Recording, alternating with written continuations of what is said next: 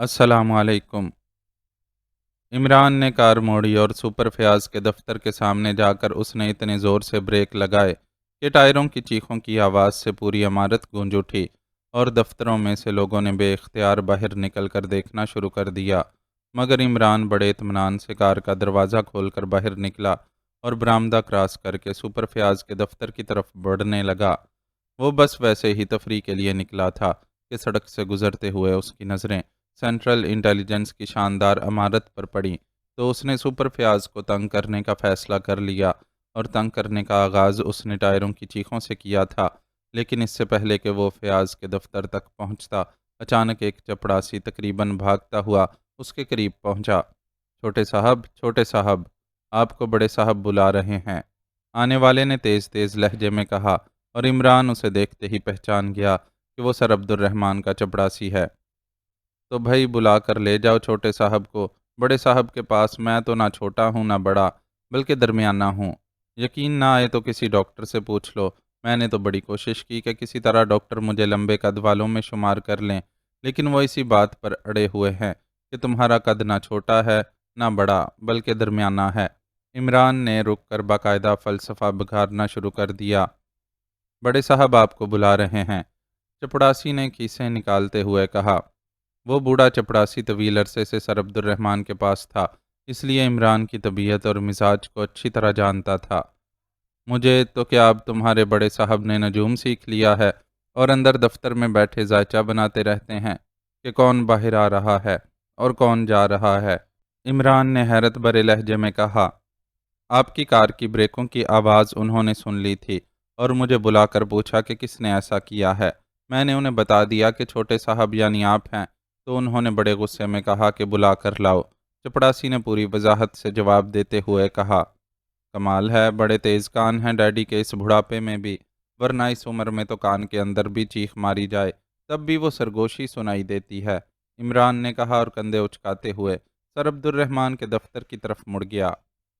فیاض صاحب بھی وہاں موجود ہیں، آج صبح سے ہی ان کو جھاڑیں پڑ رہی ہیں، صاحب شدید غصے میں ہیں، چپڑاسی نے مزید معلومات مہیا کرتے ہوئے کہا۔ اس کے چہرے پر معنی خیز مسکراہٹ تھی۔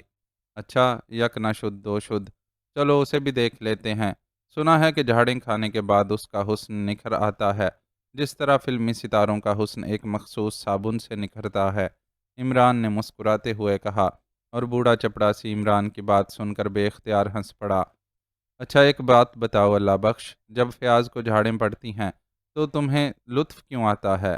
عمران نے مسکراتے ہوئے کہا۔ فیاض صاحب اکڑتے بھی تو بہت ہیں، بڑے صاحب کے سامنے تو بھیگی بلی بنے رہتے ہیں، لیکن وہ یوں چلتے ہیں جیسے ساری خدائی کے مالک ہوں۔ میرا تو دل چاہتا ہے کہ بڑے صاحب سارے دفتر کے سامنے ان کو جھاڑا کریں تاکہ انہیں اپنی حیثیت کا تو علم ہو، بوڑھے چپڑاسی نے منہ بناتے ہوئے کہا، اور عمران ہنس پڑا۔ اب وہ سر عبد الرحمن کے دفتر کے سامنے پہنچ چکا تھا، اس نے دروازے پر پڑا پردہ اٹھایا اور اندر داخل ہو گیا۔ السلام علیکم ورحمۃ اللہ وبرکاتہ۔ کیا بندہ صاحبان کی خدمت اقدس میں حاضری کا شرف حاصل کر سکتا ہے؟ عمران نے کمرے میں داخل ہوتے ہی رکوع کے بل جھکتے ہوئے بڑے بلیغ و فصیح عربی لہجے میں کہا، کیا تم انسانوں کی طرح اندر نہیں آ سکتے؟ سر عبد الرحمن نے انتہائی غصیلے لہجے میں میز پر مکہ مارتے ہوئے کہا، انسان کس طرح اندر آتے ہیں ڈیڈی؟ میرے خیال میں تو صرف فیاض کو ہی آپ انسان سمجھتے ہیں۔ اب مجھے فیاض سے آپ کے دفتر میں داخل ہونے کا طریقہ سیکھنا پڑے گا۔ ویسے ڈیڈی، آج کل کی خود غرض دنیا میں اب انسان کہاں باقی رہ گئے ہیں، اب تو کتابوں میں انسانوں کا ذکر ملتا ہے۔ عمران نے بڑے مؤدبانہ لہجے میں جواب دیا اور بڑے اطمینان سے آگے بڑھ کر میز کے سامنے پڑی کرسی کو زور سے گھسیٹ کر اس پر بیٹھ گیا۔ اس کے ساتھ ہی فیاض کرسی پر اکڑوں بیٹھا ہوا تھا، اس کا سر جھکا ہوا تھا۔ You stand up nonsense, sir Abdur Rahman نے شدید غصے سے میز پر مکہ مارتے ہوئے کہا۔ سوری ڈیڈی، آپ کو تو پتا ہے کہ میں انگریزی میں ہمیشہ کمزور رہا ہوں، اور جب بھی میں نے آپ سے انگریزی کا کوئی سوال پوچھنے کی کوشش کی، آپ نے ہمیشہ نان سینس کہہ کر ہی بات ٹال دی، عمران نے اسی طرح مطمئن لہجے میں کہا، اور سر عبد الرحمن کا چہرہ غصے سے مزید سرخ ہو گیا، انہوں نے ہونٹ بھینچ لیے، وہ یقیناً اپنے غصے کو کنٹرول کرنے کی کوشش کر رہے تھے۔ ڈیڈی، میں پرسوں کوٹھی گیا تھا تو سریا بتا رہی تھی کہ آپ کا بلڈ پریشر بڑا ہائی رہتا ہے، تو میں نے اسے یہی مشورہ دیا کہ سپر فیاض کو مستقل گھر میں رکھ لیں، یہ بھی ایک اچھا علاج ہے۔ ویسے آپ دفتر میں تو یہ علاج کرتے رہتے ہیں، گھر پر بھی صحیح۔ عمران نے بڑے مخلصانہ انداز میں کہا۔ تو تم میرا مضحکہ اڑا رہے ہو؟ سر عبد الرحمن نے ہونٹ بھینچتے ہوئے کہا۔ مضحکہ؟ ڈیڈی اتنے ثقیل لفظ نہ بولا کریں، آزما خراب ہو جاتا ہے اور پھر آدمی کو چورن کی تلاش میں مارا مارا پھرنا پڑتا ہے۔ عمران نے مزید مشورہ دیتے ہوئے کہا۔ پہلے تم یہ بتاؤ کہ تم یہاں آئے کیوں ہو، اور پھر تم نے کار کی اتنی قوت سے بریکیں کیوں لگائی ہیں؟ یہ دفتر ہے یا کوئی بھنگڑ خانہ؟ سر عبد الرحمن اصل موضوع پر آ گئے۔ انہوں نے شاید جان بوجھ کر موضوع بدلا تھا تاکہ عمران کو جھاڑ پلانے کا موقع مل سکے، ورنہ وہ عمران کی عادت جانتے تھے کہ وہ فیاض کی موجودگی کا بھی لحاظ نہ کرے گا۔ ڈیڈی، پہلے سوال کا جواب تو میں صرف سپر فیاض کو ہی دے سکتا ہوں۔ دراصل ڈیڈی، آپ نے تو کبھی پوچھا ہی نہیں کہ میرے ساتھ کیا گزرتی رہتی ہے۔ وہ سلیمان ہی جان نہیں چھوڑتا، باورچی خانے کا بل روز بروز بڑھتا جا رہا ہے اور آمدنی کا کوئی ذریعہ نہیں، اس لیے مجبوراً مجھے دلالی کرنی پڑتی ہے۔ عمران نے رو دینے والے لہجے میں کہا۔ دلالی؟ کیا بکواس کر رہے ہو؟ سر عبد الرحمن نے غصے سے دھاڑتے ہوئے کہا۔ آہستہ بولیے ڈیڈی، اس میں آپ کی بھی بے عزتی ہے، آخر میرے نام کے ساتھ آپ کا نام بھی تو آتا ہے۔ چپڑاسی باہر کھڑا ہے، سن لے گا تو کیا کہے گا کہ سر عبد الرحمن کا اکلوتا لڑکا دلالی کر کے پیٹ پالتا پھر رہا ہے، عمران نے کہا، اور سر عبد الرحمن نے ایک بار پھر ہونٹ بھینچ لیے۔ اب ان کے چہرے سے صاف ظاہر ہو رہا تھا کہ وہ اس لمحے کو پچھتا رہے ہیں جب انہوں نے عمران کو اپنے دفتر میں بلا لیا تھا۔ میں پوچھتا ہوں، یہ دلالی سے تمہارا کیا مطلب ہے؟ اور پھر سپر فیاض کے پاس دلالی کے لیے آنا؟ سر عبد الرحمن کی آنکھوں سے شعلے نکل رہے تھے، جبکہ سپر فیاض بیچارے کا برا حال ہو رہا تھا، اس کی جان پر بن گئی تھی۔ اس کے ذہن میں شاید یہ خیال آ رہا تھا کہ عمران اس کے معاشقوں کی تفصیل بتانی شروع کر دے گا، اور پھر سر عبد الرحمن نے جو حشر فیاض کا کرنا ہے وہ پھر اللہ ہی حافظ۔ مخبری کو دلالی ہی کہنا چاہیے ڈیڈی، ادھر کی معلومات ادھر اور رقم ادھر، عمران نے بڑے پرسکون لہجے میں کہا۔ تو سپر فیاض نے بے اختیار ایک طویل سانس لیا، اس کے زرد پڑتے چہرے پر تیزی سے اطمینان کے آثار ابھر آئے۔ تو تم سپر فیاض کو معلومات فروخت کرتے ہو؟ سر عبد الرحمن نے ہونٹ بھینچتے ہوئے کہا۔ فروخت کہاں کرتا ہوں ڈیڈی، یہ ایک نمبر کنجوس آدمی ہے، ڈھیروں معلومات دو تب جا کے 2-4 روپے ڈھیلے کرتا ہے، عمران نے منہ بناتے ہوئے کہا۔ لیکن تم کس قسم کی معلومات مہیا کرتے ہو؟ فیاض نے تو مجھے کبھی نہیں بتایا۔ کیوں فیاض؟ سر عبد الرحمن نے کہا اور فیاض سے مخاطب ہوئے۔ یس سر، معلومات سر، یس سر، فیاض نے اچانک مخاطب ہو جانے کی وجہ سے بوکھلا کر کہا۔ کیا یس سر کی رٹ لگا رکھی ہے؟ کیسی معلومات خریدتے ہو تم اس بدماش سے؟ سر عبد الرحمن نے انتہائی غصیلے لہجے میں کہا۔ چھوٹا بھی ساتھ ہی کہیں ڈیڈی، بڑے تو آپ ہیں، عمران نے آہستہ سے کہا۔ تو سر عبد الرحمن کے جیسے تن بدن میں آگ لگ گئی، وہ اچھل کر کھڑے ہو گئے۔ نکل جاؤ، ابھی اسی وقت دفع ہو جاؤ، میری نظروں سے دور ہو جاؤ، بے ادب گستاخ، ورنہ میں گولی مار دوں گا، سر عبد الرحمن نے پھٹ پڑنے والے لہجے میں کہا۔ گولی کیوں ضائع کرتے ہیں ڈیڈی؟ آج کل بہت مہنگی آ رہی ہے، اس کی رقم مجھے دے دیں تو میں اسے سلیمان کے حوالے کر کے خودکشی کر لوں گا، عمران نے بڑے اطمینان بھرے لہجے میں کہا، اور پھر یک لخت اچھل کر اٹھا اور بے اختیار دوڑتا ہوا دروازے سے باہر نکل گیا، کیونکہ اس نے سر عبد الرحمن کو میز کی دراز کھولتے دیکھ لیا تھا اور وہ جانتا تھا کہ سر عبد الرحمن سے کوئی بعید نہیں کہ وہ واقعی گولی مار دیں۔ دروازے سے باہر نکلتے ہی وہ بڑے اطمینان سے سپر فیاض کے کمرے کی طرف بڑھ گیا، کیونکہ اسے معلوم تھا کہ سر عبد الرحمن اب فیاض کو بھی وہاں سے بھگا دیں گے، کیونکہ جب ان کا غصہ ہائی گریڈ پر پہنچتا ہے تو پھر اس کا علاج یہی ہے کہ وہ تنہا ہو جائیں، اور ہوا بھی ایسے ہی۔ عمران سپر فیاض کے دفتر میں جا کر بیٹھا ہی تھا کہ سپر فیاض کمرے میں داخل ہوا۔ یہ آخر تمہیں کیا مصیبت ہے؟ تم مذاق کرنے سے باز نہیں آ سکتے؟ فیاض نے سر عبد الرحمن کا غصہ عمران پر جھاڑنے کی کوشش کرتے ہوئے کہا۔ باز کا یہاں کیا کام سپر فیاض، وہ بیچارہ تو آسمان پر اڑتا چڑیاں تلاش کرتا پھر رہا ہوگا، البتہ یہاں تو گدھ وغیرہ پائی جا سکتی ہیں، عمران نے مسکراتے ہوئے کہا۔ تم آج صبح صبح ادھر کہاں آ ٹپکے؟ سپر فیاض نے اپنی کرسی پر بیٹھتے ہوئے کہا۔ یار، آج صبح سلیمان نے ناشتہ دینے سے جواب دے دیا، بڑی منت خوشامد کی، لیکن تم جانتے ہو کہ وہ آخر ڈیڈی کا باورچی رہا ہے، بس اکڑ گیا تو اکڑ ہی گیا، مجبوراً مجھے ہی ہار مان کر باہر نکلنا پڑا۔ کار میں پیٹرول بھی کم تھا، بس تمہارے دفتر تک آنے اور پھر یہاں سے کسی پیٹرول پمپ تک جانے کا تھا۔ میں نے سوچا کہ چلو مشکل وقت میں دوست ہی کام آتے ہیں۔ عمران نے مسمسے سے لہجے میں کہا۔ بکواس مت کرو، میں تمہیں ایک پیسہ بھی نہیں دے سکتا، فیاض نے منہ بناتے ہوئے کہا۔ تمہاری مرضی، میں وہ معلومات ڈیڈی کو بیچ دوں گا، مجھے تو رقم ملنی ہی نہیں، چلو حکومت کا ہی فائدہ ہو جائے گا۔ عمران نے بھی فیاض کی طرح ہی منہ بناتے ہوئے جواب دیا۔ معلومات؟ کیسی معلومات؟ سپر فیاض نے چونکتے ہوئے پوچھا۔ یہی نئے کھلنے والے ڈیولپمنٹ بینک میں ایک کھاتے کی، جو کہ بیگم عائشہ رضا کے نام سے کھولا گیا ہے، اور جہاں تک مجھے یاد ہے کہ یہ نام تمہاری والدہ ماجدہ کا تھا، جنہیں وفات پائے بھی عرصہ ہو گیا ہے، عمران نے بڑے معصوم سے لہجے میں کہا، اور سپر فیاض عمران کو یوں دیکھنے لگا جیسے کرسی پر عمران کی بجائے کوئی بھوت بیٹھا ہو۔ یہ بتاؤ عمران، آخر تمہیں یہ معلومات کیسے مل جاتی ہیں؟ سپر فیاض کا لہجہ واقعی ایسا تھا جیسے وہ سمجھ گیا ہو کہ عمران کوئی بہت بڑا نجومی ہے۔ یہ پیشہ ورانہ راز ہے، ویسے تم دوست ہو اور مشکل وقت میں کام آنے والے دوست ہو، اس لیے چلو بتا دیتا ہوں۔ تم نے اس کھاتے پر ضمانت جس بینک افسر کی درج کرائی ہے، وہ افسر میرا دوست ہے، کل اس سے ہوٹل شیزان میں ملاقات ہو گئی، باتوں باتوں میں تمہارا ذکر چل نکلا، اور پھر ظاہر ہے اس اکاؤنٹ کی بات بھی سامنے آ گئی۔ اب اس غریب کو کیا پتا کہ میرا تو پیشہ ہی دلالی ہے، عمران نے کہا، اور سپر فیاض ایک طویل سانس لے کر کرسی کی پشت سے ٹک گیا۔ ایک تو یہ بڑی مصیبت ہے کہ جہاں بھی جا کر کوئی کام کرو وہاں تمہارا کوئی نہ کوئی دوست بھی نکل آتا ہے، اور پھر وہ تم سے مل بھی لیتا ہے اور سب کچھ تمہیں بتا بھی دیتا ہے۔ آخر آدمی کرے کیا؟ سپر فیاض نے واقعی رو دینے والے لہجے میں جواب دیتے ہوئے کہا۔ معلومات خرید لیا کرے، اور کیا کرنا ہے، منافع بخش دھندا ہے۔ اب دیکھو کہ جیسے ہی ڈیڈی کو پتہ چلے گا، اکاؤنٹ میں موجود لاکھوں روپے حکومت کو ٹرانسفر ہو جائیں گے، تمہارے خلاف انکوائری شروع ہو جائے گی، نوکری سے ڈسمس ہو جاؤ گے، سڑکیں ناپتے پھرو گے، چپڑاسی بھی کسی نے نہیں رکھنا۔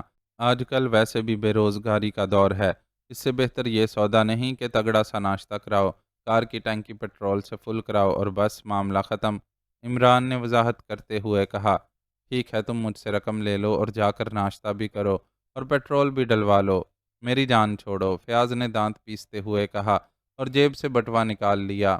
سوری سپر فیاض، میں اکیلا ناشتہ کرنے کا قائل نہیں، تمہیں ساتھ چلنا ہوگا، اور پھر ہوٹل میں ناشتہ، میری تو بل کے بارے میں سوچ سوچ کر بھوک ہی ختم ہو جائے گی، ہر آئٹم کا ریٹ مینیو کارڈ پر پڑھتا رہوں گا اور حساب جوڑتا رہوں گا، اور اتنا تو تم جانتے ہی ہو کہ میں حساب میں بڑا کمزور ہوں، اس لیے تمہارا ساتھ جانا ضروری ہے کہ میں اطمینان سے ناشتہ کروں اور تم بل جوڑتے رہنا، کیا خیال ہے؟ عمران نے مسکراتے ہوئے کہا۔ لیکن میں نہیں جا سکتا، تمہارے ڈیڈی نے میری جان کھا رکھی ہے کہ فوراً رپورٹ تیار کر کے پیش کرو کہ کتنی عورتیں پچھلے ایک ہفتے میں شہر میں ایسی فوت ہوئی ہیں جن کی لاشیں غیر ممالک کو بھیجی گئی ہیں۔ سپر فیاض نے منہ بناتے ہوئے جواب دیا۔ عورتیں مری ہیں اور لاشیں غیر ممالک کو بھیجی گئی ہیں؟ کیا مطلب؟ کیا ڈیڈی نے ریٹائر ہونے کے بعد عورتوں کے کفن دفن کے انتظامات کا ادارہ کھولنے کا پروگرام تو نہیں بنا لیا؟ عمران نے واقعی حیرت زدہ لہجے میں کہا۔ تمہیں نہیں معلوم کہ ہم کس عذاب میں آئے رہتے ہیں؟ ایک ہفتہ پہلے ویسٹرن کارمن میں ایک ایسی لاش پکڑی گئی ہے جس کے پیٹ کے اندر منشیات بھری ہوئی تھی، اور یہ عورت کی لاش تھی اور اسے پاک ایشیا سے ویسٹرن کارمن بھجوایا جا رہا تھا، عورت بھی غیر ملکی تھی۔ جب اس رپورٹ پر یہاں تحقیقات کی تو کچھ پتہ نہ چل سکا، نہ اس عورت کے کوائف کا اور نہ اس کے بیچنے والوں کا، سب پتے فرضی نکلے۔ سپر فیاض نے تفصیل بتاتے ہوئے کہا۔ وہ عورت تو اصلی تھی؟ عمران نے مسکراتے ہوئے پوچھا۔ ہاں وہ اصلی تھی، لیکن یہاں کہاں رہتی تھی، کون تھی؟ بہت سر مارا لیکن کچھ پتہ نہ چل سکا، اور اب سر عبد الرحمن نے جان عذاب میں ڈال رکھی ہے کہ فوراً اس گروہ کو تلاش کرو۔ اب تم خود بتاؤ کہ میں انہیں کہاں سے تلاش کروں؟ فیاض نے تقریباً رو دینے والے لہجے میں کہا۔ اگر تگڑا ناشتہ کراؤ تو حل میں بتا دیتا ہوں، عمران نے مسکراتے ہوئے کہا۔ حل؟ اوہ تم ناشتہ کہہ رہے ہو، میں تمہیں ڈنر کھلا سکتا ہوں، جلدی بتاؤ اس کا حل، فیاض نے بری طرح چونکتے ہوئے کہا۔ فی الحال تو میرے پیٹ میں نجومی چوہے بھوک کے مارے کلا بازیاں کھا رہے ہیں، ناشتے کے بعد وہ اطمینان سے بیٹھیں گے، ذائچہ بنائیں گے، پھر ہی پتہ لگ سکتا ہے، عمران نے پیٹ پر ہاتھ پھیرتے ہوئے کہا۔ فراڈ تو نہیں کر رہے؟ سپر فیاض نے ہونٹ بھینچتے ہوئے کہا۔ فراڈ؟ کیسا فراڈ؟ اگر یقین نہ آئے تو ایک آدھ چوہا منتقل کر دوں تمہاری طرف؟ عمران نے سر ہلاتے ہوئے جواب دیا۔ ٹھیک ہے آؤ، سپر فیاض نے میز پر ہاتھ مارتے ہوئے کہا اور کرسی سے اٹھ کھڑا ہوا۔ سٹینڈ پر لٹکی ہوئی پی کیپ اتار کر اس نے سر پر رکھی اور دفتر سے باہر آ گیا۔ چند لمحوں بعد عمران کی کار اسے لیے ہوئے ہیڈ کوارٹر کی عمارت سے باہر نکل آئی۔ یہاں قریب ہی ایک ریسٹورنٹ ہے، وہاں ناشتہ اچھا ملتا ہے، فیاض نے ایک سستے سے قریبی ریستوران کا نام لیتے ہوئے کہا۔ ارے نہیں، میرے چوہے صرف شارٹن کا ناشتہ پسند کرتے ہیں، ورنہ ان کے نجوم میں گڑبڑ ہو جاتی ہے، عمران نے مسکراتے ہوئے کہا، اور سپر فیاض نے یوں سیٹ کی پشت سے سر ٹکا دیا جیسے اس کی ساری جائیداد حکومت نے ضبط کر لی ہو۔ تم میرا بیڑا غرق کر کے ہی دم لوگے، غضب خدا کا، شارٹن والے تو لٹیرے ہیں، وہ تو 10 ڈنر کی قیمت میں ناشتہ دیتے ہیں، اور پھر اس کا مالک تمہارے ڈیڈی کا گہرا دوست ہے، وہ سر فضل چودھری، اس لیے میں بھی اس کا گلا نہیں دبا سکتا، فیاض نے رو دینے والے لہجے میں جواب دیتے ہوئے کہا۔ اب دیکھو نا سپر فیاض، میں تو تمہارے نقصان میں راضی نہیں ہوں، آخر تم میرے دوست ہو، مشکل وقت میں میرے کام آتے ہو، لیکن ان چوہوں کا کیا کروں، بڑے مہذب چوہے ہیں، شارٹن سے کم پر راضی ہی نہیں ہوتے، عمران نے مسکراتے ہوئے جواب دیا۔ لعنت ہے تمہارے ان چوہوں پر، سپر فیاض نے دانت پیستے ہوئے کہا۔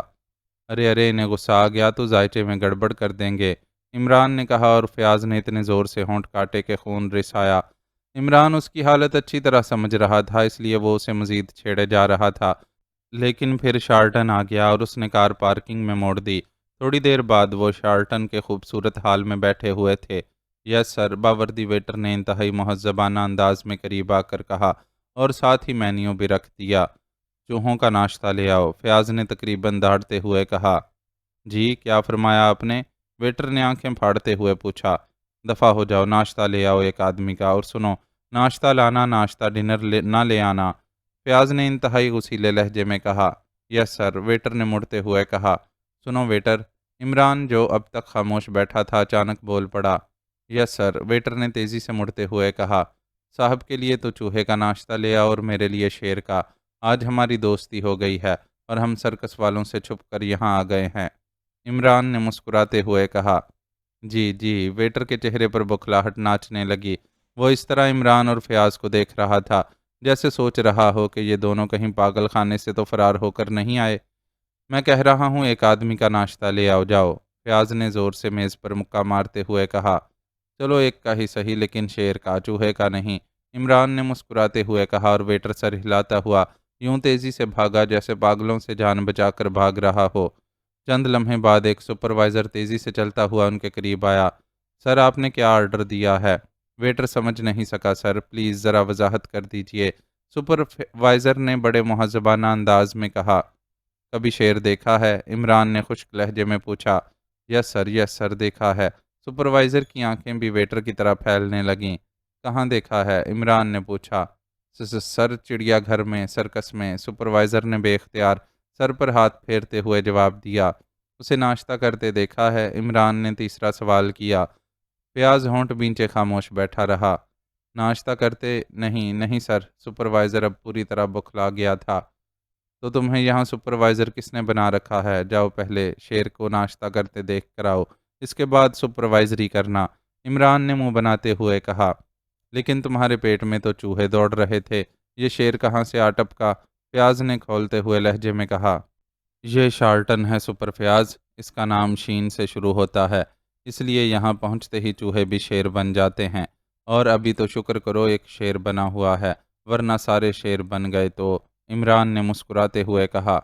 اوہ اچھا، سپروائزر جاؤ، ناشتے میں جتنا بھی مینیو ہے تمہارے پاس ایک آدمی کے لیے لے آؤ، جلدی کرو، اباؤٹ ٹرن، ورنہ میں تو مارا جاؤں گا، سپر فیاض نے بکھلائے ہوئے لہجے میں کہا، اور سپروائزر سر ہلاتا ہوا واپس مڑ گیا۔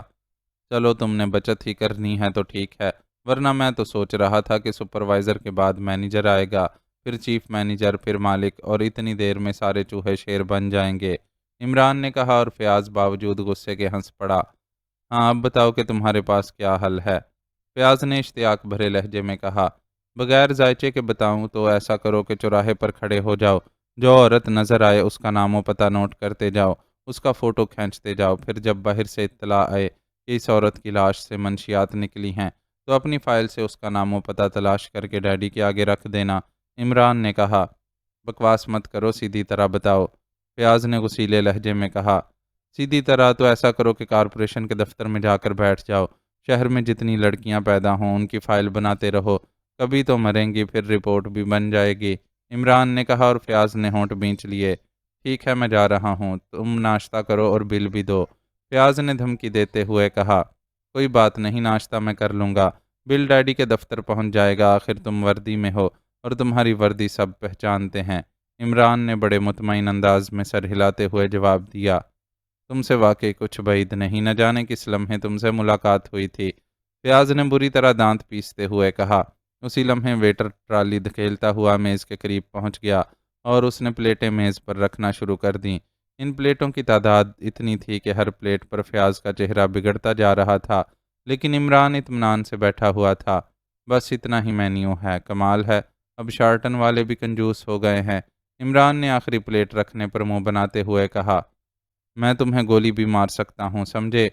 गज़ब खुदा का, होटल का पूरा किचन ही नाश्ते में आ गया है और तुम अभी, फयाज ने गुर्राते हुए कहा। जाओ बिल ले आओ, इमरान ने फयाज की सुनी अनसुनी करते हुए वेटर से कहा और वेटर सर हिलाता हुआ वापस मुड़ गया। क्यों, नाश्ते से पहले बिल मंगवाने का क्या मतलब? फयाज ने चौंकते हुए पूछा। इसलिए कि मुझे तुम पर एतबार नहीं, मैं नाश्ते में मसरूफ़ हो गया और तुम भाग गए तो, इमरान ने कहा। जल्दी करो, इसे ख़त्म भी करो, मैंने और भी काम करने हैं, फयाज ने कहा। देखो फयाज, नाश्ते के वक्त जल्दी का लफ्ज़ इस्तेमाल ना किया करो, ऐसा ना हो कि जायचा जल्दी में गलत बन जाए, इमरान ने कहा और फिर वो नाश्ते में मसरूफ़ हो गया। 2 स्लाइस और एक अंडा ही उसने खाया था कि वेटर बिल लेकर आ गया। फयाज ने वेटर के हाथ से बिल झपटा और इसके साथ ही उसकी आंखें एक बार फिर गुस्से और बेबसी से फैलने लगीं। इतना बिल, ये नाश्ते का बिल है, मैं तुम्हारी इंक्वायरी कराऊंगा, फयाज ने होंठ भींचते हुए कहा। सोच लो वो जायचा, इमरान ने एक और स्लाइस पर मक्खन लगाते हुए कहा। लानत भेजो जायचे पर, मेरी आधी तनख्वाह इस नाश्ते में खर्च हो रही है और तुम्हें जायचे की पड़ी हुई है, फयाज ने बिफरे हुए लहजे में कहा और जल्दी से जेब से भारी और फूला हुआ बटुआ निकाल कर उसमें से बड़े नोटों की काफ़ी तादाद खींचकर उसने प्लेट पर जैसे फेंक दी। वेटर खामोशी से वापस चला गया और उसी लम्हे इमरान ने हाथ खींच लिया और नैपकिन से हाथ साफ करने में मसरूफ़ हो गया। क्या हुआ, फयाज ने चौंक कर पूछा। बस यार, ये शार्टन वालों का बस नाम ही चढ़ा हुआ है, अच्छा नाश्ता नहीं बनाते, भूख ही मर गई। मेरे ख्याल में अब तुम मरी हुई भूख का पेट चाक करके देखो, कहीं इसमें तो यार लोगों ने मंशियात नहीं भर दी, इमरान ने कहा और फयाज इस तरह इमरान को देखने लगा जैसे भूखा शेर मासूम हिरन को देख रहा हो। तो तुम्हें आखिर मुझसे दुश्मनी क्या है? फयाज के मुंह के कोनों से गुस्से की शिद्दत से झाग सी निकलने लगी। दुश्मनी, कमाल है, तुम तो मेरे दोस्त हो और जिसके तुम दोस्त हो अलबत्ता उससे किसी ने क्या दुश्मनी करनी है। हाँ तो वो जायचा, लेकिन यार नाश्ता तो ठीक नहीं है, अब जायचा कैसे ठीक बनेगा? मेरे ख्याल में 4 स्टार ना चला जाए, इमरान ने बड़े मुखलसाना अंदाज में सर हिलाते हुए कहा और फयाज इस तरह झटके से उठा कि कुर्सी एक धमाके से पीछे जा गिरी और दूसरे लम्हे वो पैर से ज़ोर ज़ोर से पटकता हुआ दरवाजे की तरफ बढ़ गया और इमरान मुस्कुरा दिया। सोच लो, मुझे उस औरत के कवायफ का इल्म है जिसकी लाश से मंशियात मिली हैं, इमरान ने ऊंची आवाज़ से कहा तो सुपर फयाज यकलख्त एक झटके से मुड़ा। वो चंद लम्हे होंठ बींचे खड़ा रहा, फिर उसने एक तवील सांस लिया और ढीले कदमों से वापस आकर कुर्सी पर हारे हुए जवारी की तरह बैठ गया। मैं किसी रोज़ खुदकुशी कर लूँगा, ये बात याद रखना, फयाज ने इंतहाई अफसुर्दा से लहजे में कहा। अच्छा, नेकी और पूछ पूछ, ये लो सारा नाश्ता खा लो, उम्मीद है दोपहर तक फातिहा खानी की नौबत आ जाएगी, इमरान ने मुस्कुराते हुए कहा और उसी लम्हे उसने वेटर को बुलाया। ये सब ले जाओ, इमरान ने कहा। लेकिन साहब, ये तो सारा, वेटर ने घबराए हुए लहजे में कहा। हाँ, ये सारा, एक एक चीज़ उठा कर ले जाओ, तुमने मुझे इंसान समझ रखा है या हाथी? गज़ब खुदा का, इतना नाश्ता एक आदमी कर सकता है? बुलाओ, कहाँ है तुम्हारा मैनेजर? इमरान ने इंतहाई गुस्सीले लहजे में कहा। मगर सर, आपने खुद ही तो ऑर्डर दिया था, वेटर ने और ज़्यादा घबराते हुए कहा। अगर मैं ऑर्डर दूं कि अपने मैनेजर को रोस्ट करके ले आओ तो ले आओगे? इमरान ने काट खाने वाले लहजे में कहा। वेटर ने इस बार कोई जवाब दिए बगैर खामोशी से प्लेटें उठा उठा कर वापस ट्राली पर रखनी शुरू कर दी। जब वो ट्राली धकेलता हुआ वापस ले गया तो फयाज बुरी तरह फट पड़ा। अगर तुमने खाना नहीं खाना था तो मेरी इतनी रकम उन्हें दिलाने का फ़ायदा سپر فیاض نے دوبارہ بفرے ہوئے لہجے میں کہا، تو کیا کرتا؟ تمہارا بٹوا اتنا پھولا ہوا تھا کہ جیسے کسی مہاجن کا پیٹ، اور مجھے ایسے پھولے ہوئے لوگوں سے بے حد نفرت ہے۔ مجھے یوں لگتا ہے جیسے نہ جانے اندر کتنے بے گناہ پھڑک رہے ہوں گے۔ عمران نے منہ بناتے ہوئے کہا، اس سے تو اچھا تھا کہ تم خود لے لیتے۔ فضل چودھری کے موٹے پیٹ میں تو نہ گھس جاتے۔ فیاض اپنا مسئلہ بھول کر اس چکر میں پڑ گیا۔ موٹے پیٹ کیا مطلب؟ سر فضل چودھری تو بڑا سمارٹ آدمی ہے، عمران نے چونکتے ہوئے کہا۔ خاک سمارٹ آدمی ہے؟ کب دیکھا تھا تم نے اسے؟ فیاض نے منہ بناتے ہوئے پوچھا۔ یہی کوئی 4-5 سال تو ہو گئے ہوں گے، عمران نے کہا۔ تو اب دیکھو، ایسا لگتا ہے جیسے پیٹ میں پورے 1 درجن بچے ہوں، فیاض نے کہا۔ یہ بات ہے، پھر تو واقعی رقم اس کے پیٹ میں نہیں جانی چاہیے، عمران نے کہا، اور اس نے اتنے زور سے میز پر ہاتھ مارا کہ حال میں بیٹھا ہوا ہر شخص چونک پڑا۔ عمران نے دوسری بار پہلے سے بھی زیادہ زور سے مکہ مارا اور حال میں موجود ہر شخص کے چہرے پر شدید ناگواری کے آثار ابھر آئے۔ ظاہر ہے اعلیٰ سوسائٹی کے لوگ اس قسم کی حرکت کو کیسے پسند کرتے، اور وہ بھی شارٹن جیسے اعلیٰ ترین ہوٹل میں، لیکن عمران تھا کہ مسلسل میز پر مکے مارے جا رہا تھا۔ سر یہ آپ کیا کر رہے ہیں؟ یہ اعلیٰ سوسائٹی کا ہوٹل ہے، اسی لمحے ویٹر نے دوڑ کر اس کے قریب آتے ہوئے کہا۔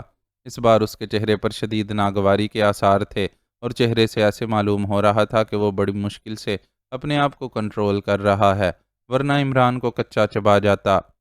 ہوٹل چاہے اعلیٰ سوسائٹی کا ہو یا ادنا سوسائٹی کا، جب رقم دے دی جائے تو مجھے حق ہے کہ میں اسے جس طرح چاہوں استعمال کروں۔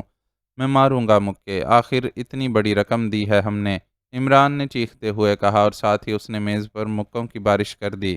پلیز سر، ویٹر نے ہونٹ دانتوں سے کاٹتے ہوئے کہا، لیکن ظاہر ہے اس میں اتنی ہمت تو نہ تھی کہ وہ معزز گاہک کو زبردستی روک دے، جبکہ اس کے ساتھ پولیس کا اتنا بڑا افسر باوردی بیٹھا ہوا تھا۔ اسی لمحے سپروائزر اور اس کے پیچھے مینیجر بھی بھاگتے ہوئے آ گئے۔ کیا بات ہے سر، یہ آپ کیا کر رہے ہیں؟ سپروائزر نے حیران ہوتے ہوئے کہا۔ میز پر مکے مار رہا ہوں۔ کیا شارٹن میں آنکھوں سے نظر نہ آنے والوں کو سپروائزر رکھا جاتا ہے؟ عمران نے بڑے مطمئن لہجے میں کہا۔ چھوڑو عمران، ختم کرو۔ فیاض جو بے بسی سے بیٹھا ہونٹ کاٹ رہا تھا آخر بول پڑا۔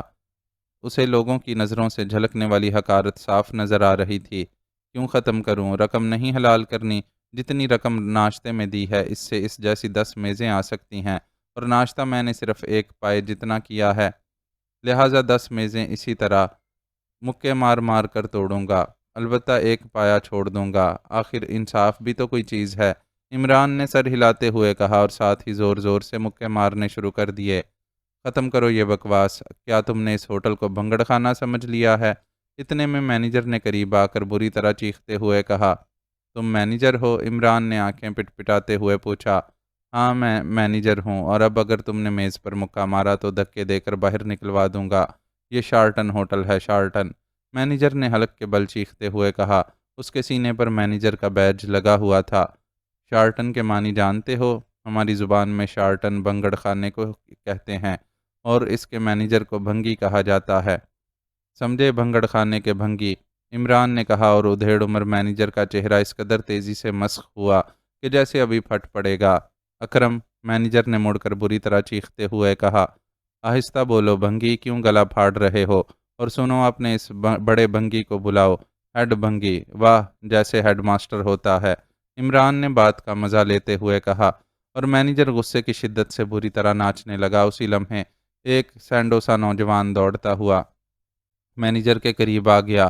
تنگ اور آدھے بازوؤں والی بنیان میں اس کے بازوؤں کی مچھلیاں پھڑک رہی تھیں، اور چوڑا سینہ چٹان کی طرح نظر آ رہا تھا۔ یس باس، اکرم نے قریب آ کر کہا۔ اس بھنگی کو اٹھا کر ہوٹل سے باہر پھینک دو، اور سنو، جا کر سر فضل چودھری سے کہو کہ علی عمران آیا ہے، اور وہ تمہیں حال میں بلا رہا ہے، جلدی جاؤ۔ About turn and quick March, Imran نے مینیجر کے بولنے سے پہلے دھاڑتے ہوئے کہا، اور اس کے لہجے میں نہ جانے کیا بات تھی کہ اکرم بے اختیار مڑ کر دوڑنے لگا۔ علی عمران، اوہ، تو تم سر عبد الرحمن کے بیٹے ہو؟ اچانک مینیجر نے لہجہ بدلتے ہوئے کہا۔ نہیں، سر عبد الرحمن میرے والد ہیں، سمجھے، عمران نے غصیلے لہجے میں کہا۔ اوہ، تو اس لیے آپ ایسی حرکتیں کر رہے ہیں؟ دیکھیے پلیز، یہ اعلیٰ سوسائٹی کا ہوٹل ہے۔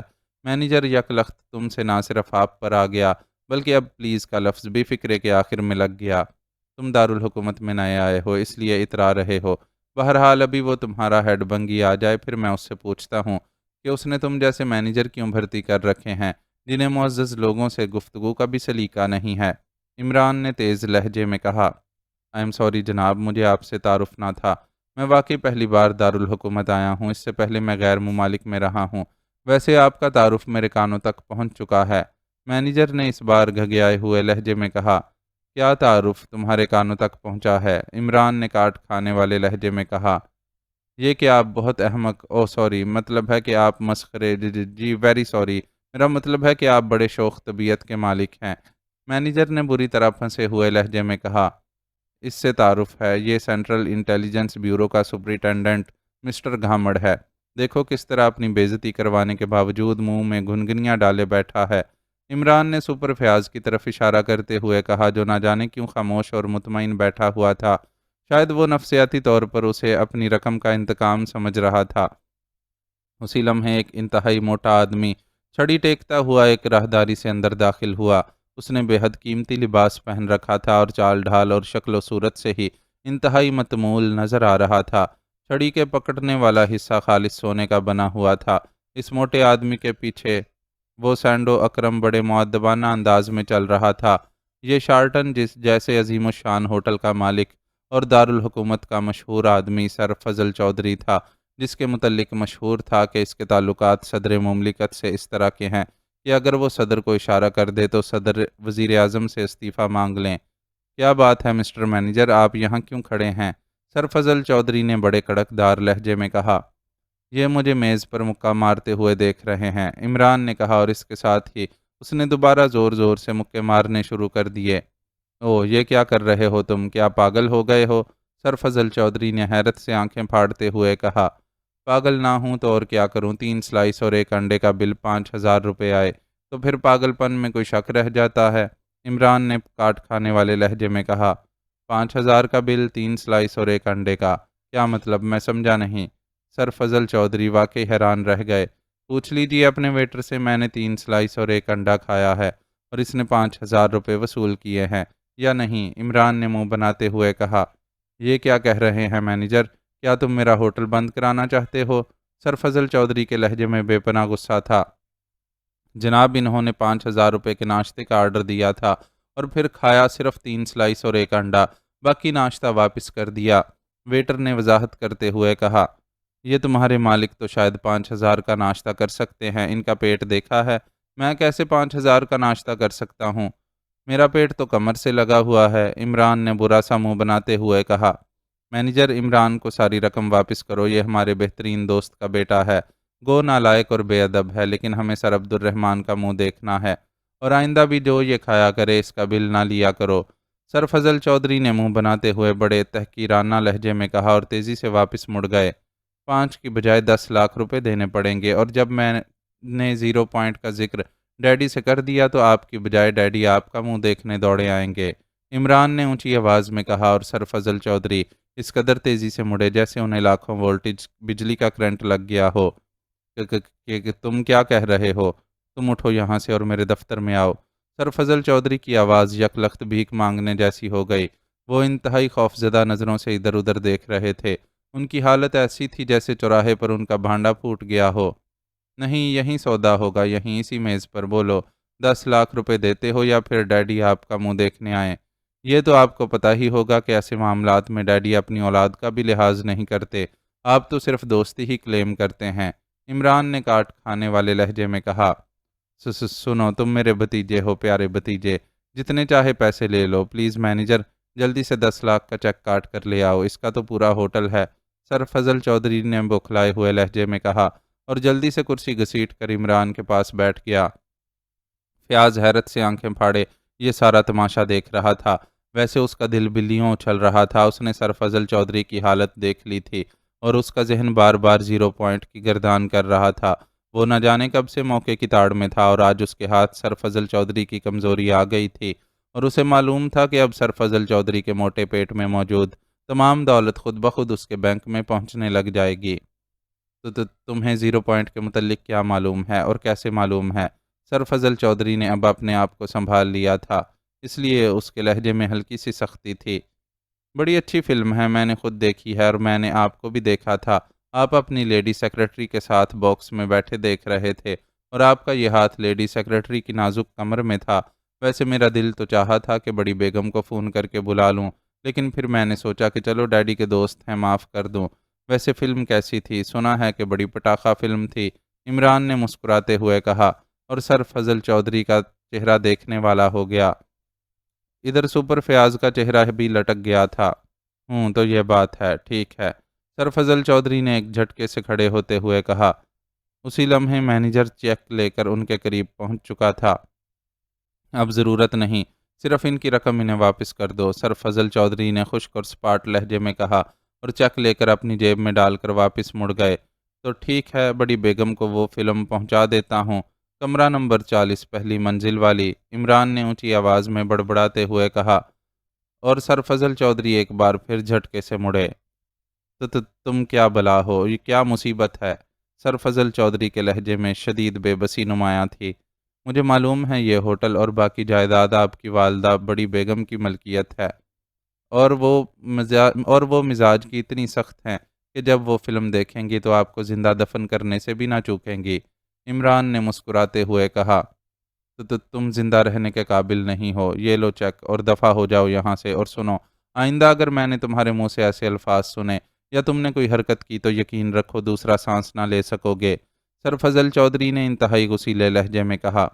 اوہ، تو دھمکی بھی ساتھ دی جا رہی ہے، اس کا مطلب ہے کہ مجھے اب کوٹھی نمبر 313 کی نشاندہی بھی کرنی پڑے گی، عمران نے کہا، اور ساتھ ہی وہ ایک جھٹکے سے اٹھ کھڑا ہوا اور سرفضل چودھری کی آنکھیں خوف سے پھیلتی چلی گئیں۔ ان کا چہرہ یک لخت اس طرح زرد پڑ گیا جیسے وہ صدیوں کے مریض ہوں۔ یہ لیجیے اپنا چیک۔ عمران نے چیک کو پھاڑ کر سرفضل چودھری کے سینے پر اچھالا اور تیزی سے دروازے کی طرف مڑ گیا۔ سپروائزر اس دوران 5,000 کی رقم لے آیا تھا۔ سپر فیاض نے جھپٹا مارا اور رقم اس کے ہاتھ سے لے کر جلدی سے عمران کے پیچھے چل پڑا۔ رک جاؤ، میں کہتا ہوں رک جاؤ، اچانک سرفضل چودھری حلق کے بل دھاڑے۔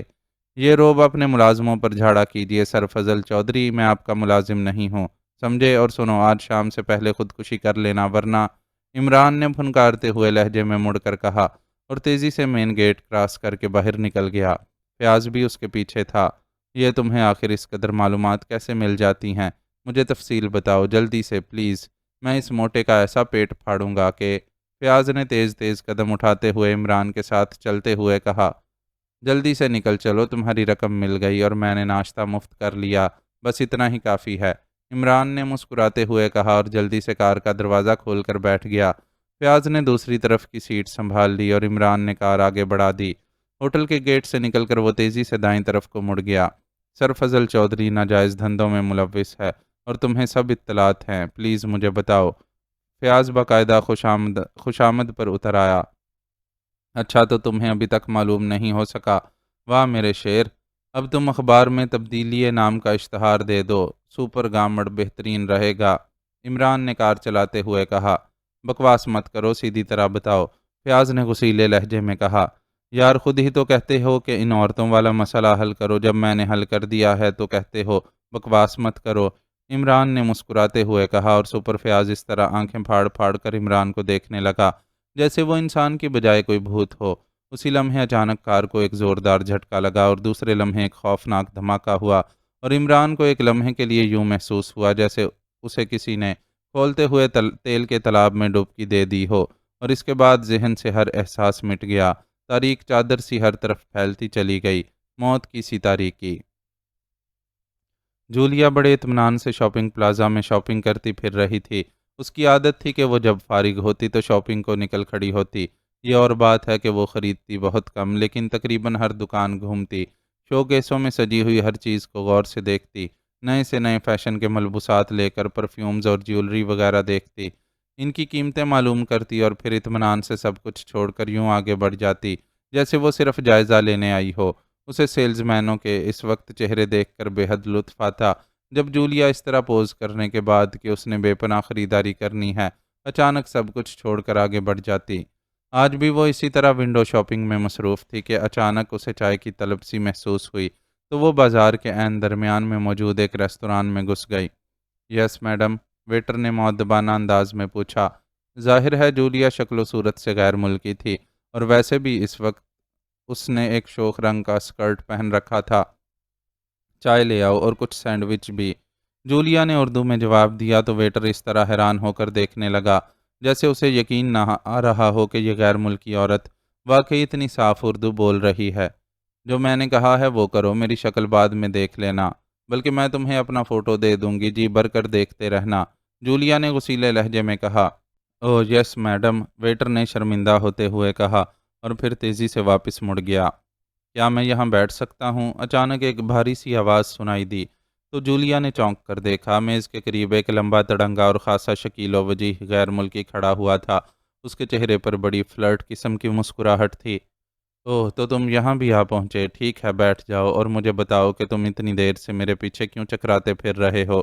جولیا نے منہ بناتے ہوئے کہا، کیونکہ واقعی وہ کافی دیر سے اس غیر ملکی کو اپنے تعاقب میں دیکھ رہی تھی، لیکن اس نے اسے اس لیے نظر انداز کر دیا کہ شاید وہ اسے غیر ملکی عورت سمجھ کر اس سے دوستی کرنا چاہتا ہے۔ شکریہ مس، غیر ملکی نے مسکراتے ہوئے کرسی پر بیٹھتے ہوئے کہا۔ جولیانا فٹز واٹر، جولیا نے اپنا نام بتایا۔ اوہ تو آپ سوئس ہیں، میرا نام جیمز مرئی ہے اور میں آکلینڈ کا رہنے والا ہوں، یہاں ایک انجینئرنگ فرم سے متعلق ہوں۔ آپ کو میں نے دیکھا تو یقین کیجئے کہ میرا دل زور زور سے دھڑکنے لگا، جیمز مرفی نے بڑے کھلے لہجے میں کہا۔ اچھا تو آپ نے ای سی جی کرائی؟ جولیا نے مسکراتے ہوئے پوچھا۔ ای سی جی کیا مطلب مس جولیانا؟ میں سمجھا نہیں، جیمز نے بری طرح چونکتے ہوئے پوچھا۔ جب دل زور زور سے دھڑکنے لگے تو اس کا مطلب یہ بھی ہو سکتا ہے کہ آپ پر دل کا دورہ پڑنے والا ہے، چنانچہ بہتر یہی ہے کہ آپ فوراً کسی ہارٹ اسپیشلسٹ سے رجوع کریں، سمجھے مسٹر جیمز مرفی؟ اور دوسری بات یہ کہ میں فلرٹ نہیں ہوں، اس لیے پلیز آپ یہاں سے اٹھ کر کسی دوسری میز پر بیٹھ جائیں۔ جولیا کا لہجہ یکلخت سرد پڑ گیا۔ اسی لمحے ویٹر نے چائے اور سینڈوچ لا کر رکھ دیے اور یوں انتظار میں کھڑا ہو گیا جیسے وہ جیمز کے متعلق آرڈر لینا چاہتا ہو۔ یہ دل کے مریض ہیں، اس لیے ڈاکٹر نے انہیں کھانے سے منع کر دیا ہے، تم جاؤ، جولیا نے مسکراتے ہوئے کہا اور ویٹر سر ہلاتا ہوا واپس چلا گیا۔ آپ کی شگفتگی مجھے بے حد پسند آئی ہے مس جولیانا، ویسے مجھے یہ دیکھ کر حیرت ہو رہی ہے کہ آپ چائے پی رہی ہیں جبکہ سوئس لڑکیاں تو شہری پانی کی طرح پیتی ہیں۔ جیمز بھی شاید پرلے درجے کا ڈھیٹ واقع ہوا تھا۔ میں سوئس لڑکی نہیں ہوں مسٹر جیمز مرفی، پاک ایشیائی ہوں، یہاں کی شہری ہوں، سمجھ گئے؟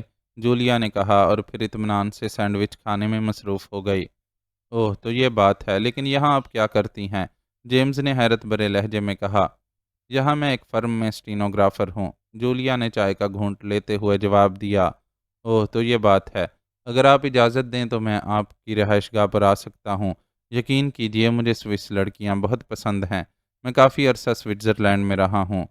جیمز واقعی ایک نمبر ڈھیٹ ثابت ہو رہا تھا، یا پھر ان کی معاشرت ہی ایسی تھی۔ کتنی لڑکیوں سے آپ کی دوستی رہی ہے؟ جولیا نے پوچھا۔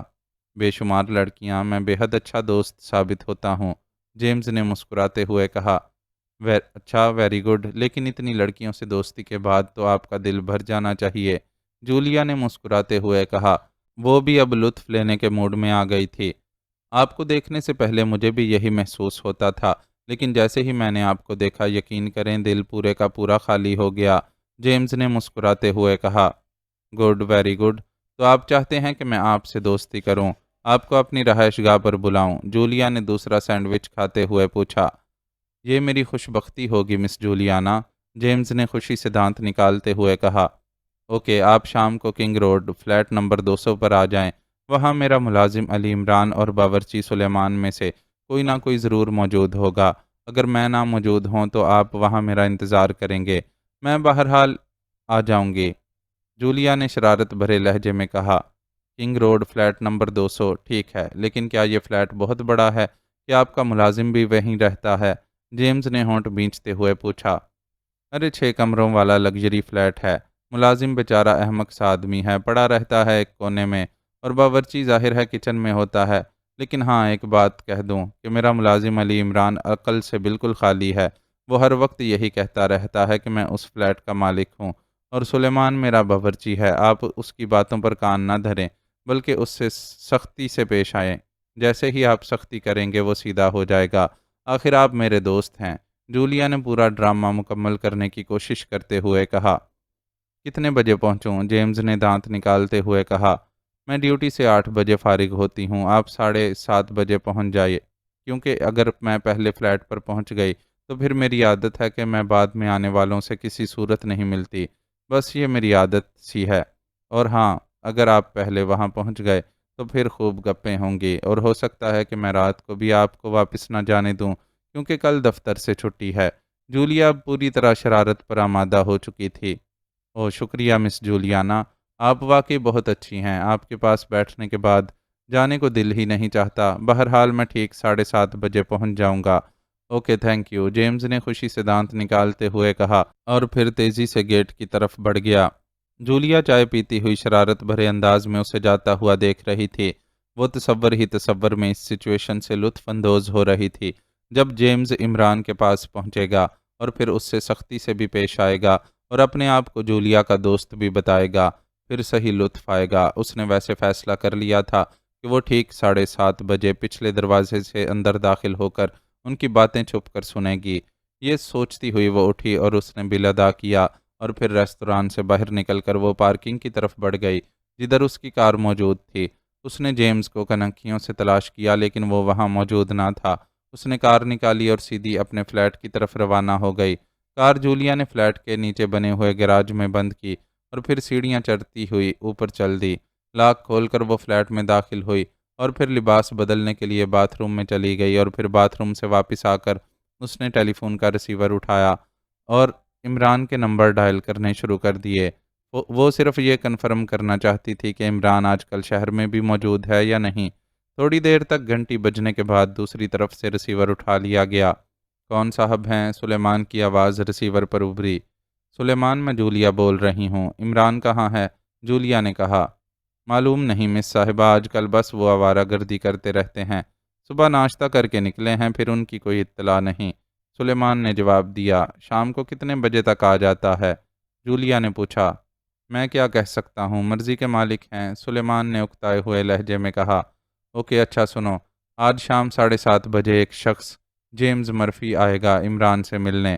مجھے ابھی اطلاع ملی ہے، وہ کوئی 3rd کلاس ٹائپ آدمی ہے، اس اس لیے اس کو فلیٹ سے بھگا دینا، جولیا نے کہا اور ریسیور رکھ دیا۔ اس کے ہونٹوں پر مسکراہٹ تھی، اسے معلوم تھا کہ اب ڈرامہ پوری طرح مکمل ہو چکا ہے۔ اب جیمز انہیں ملازم سمجھے گا اور وہ اسے بھگانے کی کوشش کریں گے۔ ابھی جولیا یہ سوچ ہی رہی تھی کہ کال بیل بجنے کی آواز سنائی دی، اور یہ آواز سن کر جولیا چونک کر اٹھی اور دروازے کی طرف بڑھ گئی۔ کون ہے؟ جولیا نے سخت لہجے میں پوچھا۔ آپ کا ٹیلی گرام ہے مس، سوئٹزرلینڈ سے، ایک مؤدبانہ سی آواز سنائی دی۔ سوئٹزرلینڈ سے میرا ٹیلی گرام؟ جولیا نے حیرت سے بڑبڑاتے ہوئے کہا، اور ساتھ ہی اس نے چٹکنی کھول کر دروازہ کھول دیا۔ دوسرے لمحے وہ بری طرح چونک پڑی۔ دروازے پر جیمز ہاتھ میں مشین گن لیے کھڑا تھا۔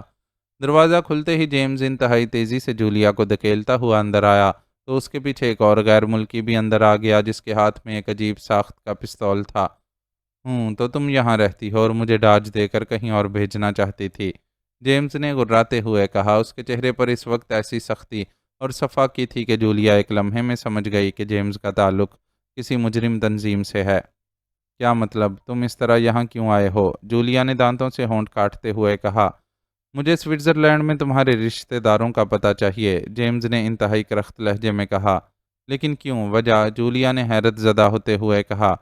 وجہ اور کیوں کا جواب نہیں دیا جا سکتا، جو کچھ میں پوچھ رہا ہوں وہ بتاؤ، تو شاید میں تمہیں کچھ کہے بغیر واپس چلا جاؤں، ورنہ میں زبردستی بھی کر سکتا ہوں۔ جیمز کے لہجے میں بے پناہ کرختگی اودھ کر آئی تھی۔ سنو جیمز، یا جو بھی تمہارا نام ہے، تم مجھے کوئی عام لڑکی نہ سمجھ لینا، میں زندہ رہنے کے گر جانتی ہوں، البتہ اگر تم اپنے سوال کی کوئی معقول وجہ بتا دو تو شاید میں پتہ بھی بتا دوں، جولیا نے بڑے مطمئن لہجے میں کہا۔ تو تم نہیں بتانا چاہتی؟ مارکر، جیمز نے کہا اور ساتھ ہی وہ اپنے ساتھ کھڑے ساتھی سے مخاطب ہوا۔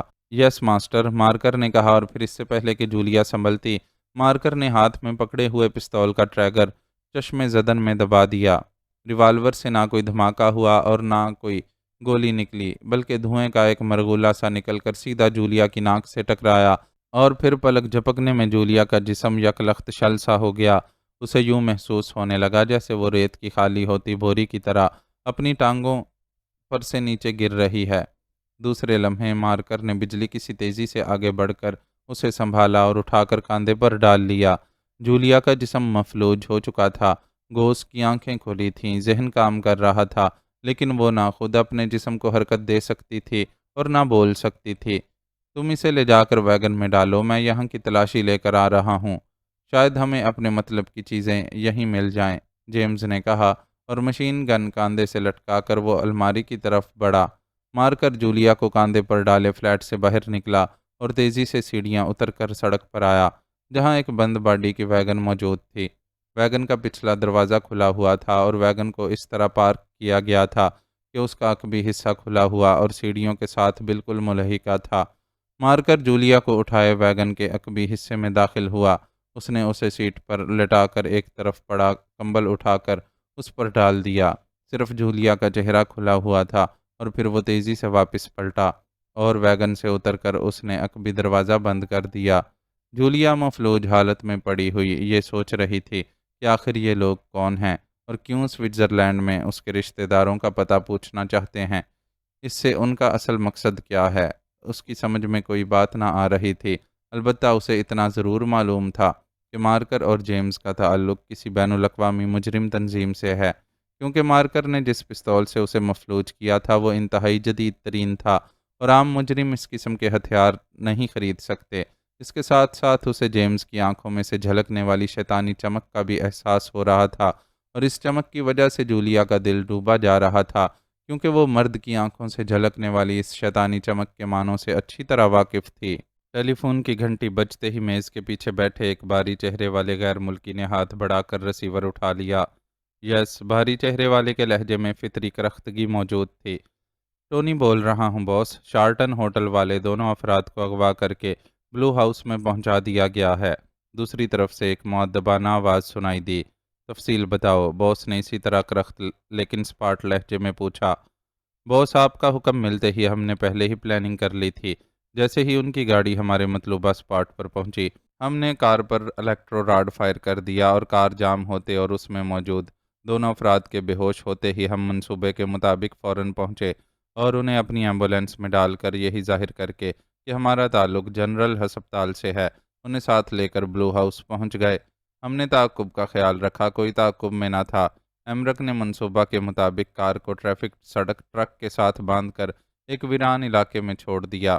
کار کی تلاشی لی گئی ہے، لیکن اس میں کچھ موجود نہیں ہے، ٹونی نے تفصیل بتاتے ہوئے کہا۔ اوکے، انہیں اسٹرانگ روم میں رکھو، میں تھوڑی دیر بعد پہنچ جاؤں گا، میں خود ان سے پوچھ گچھ کروں گا، باس نے کہا، اور ساتھ ہی ریسیور رکھ کر اس نے پہلے اپنے سامنے کھلی ہوئی فائل بند کر کے میز کی دراز میں رکھی اور پھر دوبارہ ریسیور اٹھا کر نمبر ڈائل کرنے شروع کر دیے۔ یس، ہوٹل شارٹن۔ چند لمحوں بعد ہی ایک آواز سنائی دی۔ سر فضل چودھری سے بات کراؤ، میں ڈک بول رہا ہوں، باس نے باوقار لہجے میں کہا۔ او یس سر، ہولڈ آن کریں، دوسری طرف سے مؤدبانہ لہجے میں کہا گیا اور باس نے ہونٹ بھینچ لیے۔ یس، چودھری اسپیکنگ۔ چند لمحوں بعد سر فضل چودھری کی آواز سنائی دی۔ ڈک بول رہا ہوں مسٹر چودھری، ڈک نے کرخت لہجے میں کہا۔ او یس باس، حکم باس۔ سر فضل چودھری کا لہجہ یک لخت بھیک مانگنے جیسا ہو گیا۔ مجھے اطلاع ملی ہے کہ آج صبح تمہارے ہوٹل میں دو افراد آئے تھے، جن میں سے ایک سینٹرل انٹیلیجنس کا سپریڈنٹ تھا، دوسرا کوئی علی عمران۔ انہوں نے وہاں کھلے عام 0 پوائنٹ اور کوٹھی نمبر 313 کا ذکر کیا، اور پھر تم نے انہیں نہ صرف زندہ سلامت بھیج دیا بلکہ مجھے رپورٹ ہی نہیں کی۔ باس کا لہجہ بے پناہ کرخت تھا۔ اوہو سر، میں سوچ ہی رہا تھا کہ آپ کو تفصیل بتاؤں، لیکن ایک پارٹی آ جانے کی وجہ سے بات نہ ہو سکی۔ وہ سر علی عمران یہاں کی سینٹرل انٹیلیجنس کے ڈائریکٹر جنرل سر عبد الرحمن کا لڑکا ہے، نا خلف اور احمق سا نوجوان ہے۔ سر عبد الرحمن نے اسے گھر سے نکالا ہوا ہے اور وہ سپر فیاض سے دوستی کر کے اس سے خرچہ وغیرہ لے کر گزارا کرتا ہے۔ وہ بالکل قطعی غیر اہم اور لاابالی سا نوجوان ہے، اس کی کوئی اہمیت نہیں ہے سر، سر فضل چودھری نے گھگیاتے ہوئے کہا۔ اگر اس کی کوئی اہمیت نہیں ہے تو اسے 0 پوائنٹ اور کوٹھی نمبر 313 کا کیسے علم ہو گیا مسٹر چودھری؟ ڈک نے کاٹ کھانے والے لہجے میں کہا۔ وہ سر، وہ سب کچھ ایک غلط فہمی کی بنا پر ہوا۔ 0 پوائنٹ ایک فلم ہے جسے دیکھتے ہوئے اس نے مجھے دیکھ لیا تھا۔ سر وہ میری سیکرٹری ساتھ تھی، اور سر آپ جانتے ہیں کہ اگر میری والدہ کو علم ہو گیا تو وہ مجھے آگ کر دے گی۔ وہ بے حد سخت مزاج ہے۔ وہ اسی کی دھمکی دے رہا تھا۔ اور سر، کوٹھی نمبر 313 پہلے میری نشات گاہ تھی۔ آپ کی تنظیم میں شامل ہونے کے بعد وہ کوٹھی میں نے تنظیم کے حوالے کی ہے۔ اسے موجودہ پوزیشن کا علم نہیں ہے۔ سر فضل چودھری نے تیز تیز لہجے میں جواب دیا۔ ٹھیک ہے، فی الحال تو میرا اطمینان ہو گیا ہے، لیکن میں اس کی مکمل انکوائری کراؤں گا۔ ویسے فوری طور پر میں نے 0 پوائنٹ اور کوٹھی نمبر 313 کو بند کرنے کے احکامات جاری کر دیے ہیں۔ تم محتاط رہنا۔ ڈک نے اس بار قدرے نرم لہجے میں کہا اور پھر ریسیور رکھ دیا۔ ریسیور رکھ کر اس نے انٹرکام کا بٹن دبا دیا۔ یس باس، ایک مردانہ آواز سنائی دی۔ رالف کو حکم دے دو کہ سر فضل چودھری کا خاتمہ کر دے اور ایکسیڈنٹ شو کیا جائے تاکہ انکوائری نہ ہو سکے۔ ڈک نے کرخت لہجے میں کہا۔ سر فضل چودھری سر، ہوٹل شارٹن والا سر؟ دوسری طرف سے چونکتے ہوئے لہجے میں پوچھا گیا۔ ہاں وہی، اس کا آج ہی خاتمہ ضروری ہے، لیکن جس طرح میں نے کہا ہے بالکل اسی طرح، ڈک نے کرخت لہجے میں کہا اور بٹن آف کر دیا۔ اسی لمحے ٹیلی فون کی گھنٹی ایک بار پھر بج اٹھی اور ڈک نے ریسیور اٹھا لیا۔ یس، ڈک نے کرخت لہجے میں کہا۔ جیمز بول رہا ہوں باس، میں نے ایک نیا شکار منتخب کر لیا ہے باس۔ سوئس لڑکی ہے، دوسری طرف سے جیمز کی آواز سنائی دی۔ سوئس لڑکی؟ پوری تفصیل بتاؤ، ڈک نے چونکتے ہوئے پوچھا، اور جیمز نے اسے تفصیل سے بتایا کہ کس طرح ایک لڑکی اسے بازار میں نظر آئی، اور پھر اس نے کنگ روڈ پر ایک فلیٹ کا پتہ بتایا کہ وہاں اس کا ملازم علی عمران اور باورچی سلیمان رہتا ہے۔ اس کی اس بات سے میں کھٹک گیا کہ ایک غیر ملکی عورت ایک مقامی ملازم عام طور پر نہیں رکھا کرتی۔ چنانچہ میں نے مارکر کی مدد سے اس کا تعاقب کیا تو وہ ایک اور فلیٹ میں رہتی تھی۔ میں اور مارکر اسے وہاں سے اغوا کر کے لے آئے ہیں۔ میں نے اس کے فلیٹ کی تلاشی لی ہے۔ وہ غیر شادی شدہ ہے اور اکیلی رہتی ہے۔ اس کے فلیٹ سے اسلحہ بھی ملا ہے۔ میں اسے ایسٹ روڈ سے مفلوج کر کے بلو ہاؤس لے آیا ہوں۔ میرے خیال میں یہ بہترین شپمنٹ رہے گی۔ سوئٹزرلینڈ سے ہمیں آرڈر بھی ملا ہوا ہے، جیمز نے کہا۔ تم نے کیا نام لیا تھا ابھی؟ علی عمران، ڈک نے بری طرح چونکتے ہوئے پوچھا۔ یس باس، اس نے یہی نام بتایا تھا، جیمز نے جواب دیا۔ اوہ، یہ معاملہ تو انتہائی گڑبڑ لگ رہا ہے۔ یہ علی عمران ہر طرف سے ٹپک رہا ہے۔ تم ایسا کرو کہ فوراً اس فلیٹ سے جہاں علی عمران رہتا ہے تفصیلات پتہ کرو کہ وہ علی عمران کون ہے۔ کیا یہ شخص وہی ہے جو یہاں کی سینٹرل انٹیلیجنس کے ڈائریکٹر جنرل کا لڑکا ہے، یا کوئی اور ہے؟ ڈک نے تیز لہجے میں کہا۔ بہتر باس، جیمز نے جواب دیا۔ فوراً تفصیلات معلوم کر کے مجھے اطلاع دو۔ اس کے بعد میں بلو ہاؤس پہنچوں گا تاکہ اس بات کا جائزہ لے سکوں کہ کیا واقعی یہ لڑکی شپمنٹ کے لیے مناسب ہے یا نہیں، ڈک نے کہا اور ریسیور رکھ دیا۔ اس کی پیشانی پر سلوٹیں سی ابھر آئی تھیں۔ وہ علی عمران کی وجہ سے بری طرح الجھ گیا تھا۔ عمران کی آنکھیں کھلیں تو درد کی ایک تیز لہر اس کے جسم میں دوڑتی چلی گئی۔ یہ درد اتنا شدید تھا کہ بے اختیار عمران کے منہ سے سسکی سی نکل گئی۔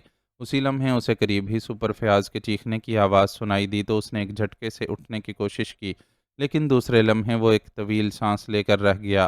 اس کا جسم ایک ستون سے بندھا ہوا تھا، لیکن اس طرح کہ اس کے دونوں ہاتھ اس کے سر کے اوپر ستون سے منسلک لوہے کے کنڈوں میں جکڑے ہوئے تھے، اور اسی طرح اس کے دونوں پیروں کو بھی ستون کے ساتھ منسلک کنڈوں سے جکڑ دیا گیا تھا۔ اس نے سر گھما کر دیکھا تو پاس ہی دوسرے ستون سے سپر فیاض بھی اسی طرح بندھا ہوا کھڑا تھا۔ اس کے منہ سے اب کراہیں نکل رہی تھیں۔ یہ ایک بڑا ہال کمرہ تھا جس کی سائڈوں میں الماریاں موجود تھیں۔ ایک آدمی ہاتھ میں انجیکشن سرنج اٹھائے پیچھے ہٹ رہا تھا۔ عمران نے سر جھکا کر اپنا جسم دیکھا تو وہ صحیح سلامت تھا۔ عمران سمجھ گیا کہ دھماکے میں کار تباہ نہیں ہوئی، بلکہ کسی مخصوص انداز میں بے ہوش کیا گیا ہے، اور اب انجیکشن لگنے کی وجہ سے ریڑھ کی ہڈی میں تکلیف کی جو تیز لہر دوڑی ہے، اس کی وجہ سے اس کا شعور بیدار ہوا ہے۔ انجیکشن لگانے والا مڑ کر تیزی سے باہر نکل گیا اور اپنے پیچھے دروازہ بند کر گیا۔ عمران، ہم کہاں ہیں؟ سپر فیاض نے خوف زدہ لہجے میں کہا۔ فی الحال تو یہ جہنم ہی لگتا ہے۔ شکر کرو کہ قبر میں آنکھ نہیں کھلی، سیدھے جہنم میں ہی پہنچ گئے ہیں، عمران نے مسکراتے ہوئے کہا۔ درد کی شدت ویسے بھی اب کافی کم ہو گئی تھی، لیکن عمران تو ظاہر ہے کہ شدت کے باوجود بھی اپنے آپ پر کنٹرول کرنا جانتا تھا۔ اوہ، یہ کون لوگ ہیں؟ دھماکہ تو اتنا خوفناک ہوا تھا کہ میں یہی سمجھا تھا کہ میرے جسم کے پرخچے اڑ گئے ہیں، فیاض نے آہستہ سے کراہتے ہوئے کہا۔ ہو سکتا ہے اڑ گئے ہوں اور انہوں نے اکٹھا کر کے انہیں گوند سے جوڑ دیا ہو، اور یہاں ہمیں باندھ بھی اسی لیے دیا ہو تاکہ گوند پختہ ہو جائے، عمران نے کہا۔ اسی لمحے دروازہ ایک دھماکے سے کھلا اور دوسرے لمحے عمران کی آنکھیں حیرت سے پھیلنی شروع ہو گئیں، کیونکہ ایک آدمی ایک اسٹریچر دھکیلتا ہوا اندر داخل ہوا تھا اور اسٹریچر پر جولیا لیٹی ہوئی تھی۔ جولیا کی آنکھیں کھلی ہوئی تھیں اور چہرے پر اس طرح اطمینان تھا جیسے وہ خود اپنی مرضی سے لیٹی ہوئی ہو۔ جولیا، یہ تو جولیا ہے۔ اسی لمحے فیاض کی چیختی ہوئی آواز سنائی دی، لیکن جولیا پر اس آواز کا کوئی اثر نہ ہوا اور نہ ہی وہ چونکی اور نہ اس نے سر موڑا۔ عمران حیرت سے یہ سب کچھ دیکھ رہا تھا۔ اس وقت واقعی اس کا ذہن بھونچال کی زد میں تھا۔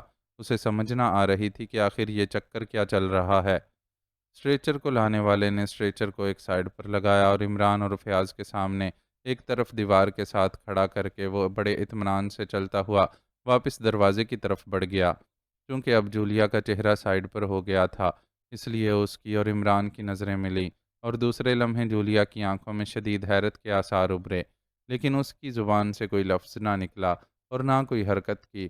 تو عمران سمجھ گیا کہ جولیا کے جسم کو کسی مخصوص دوا یا گیس سے مفلوج کر دیا گیا ہے۔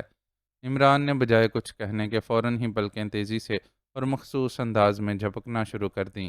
وہ کوئی آئی کوڈ میں جولیا سے پوچھ رہا تھا کہ یہ سب کچھ کیا ہے۔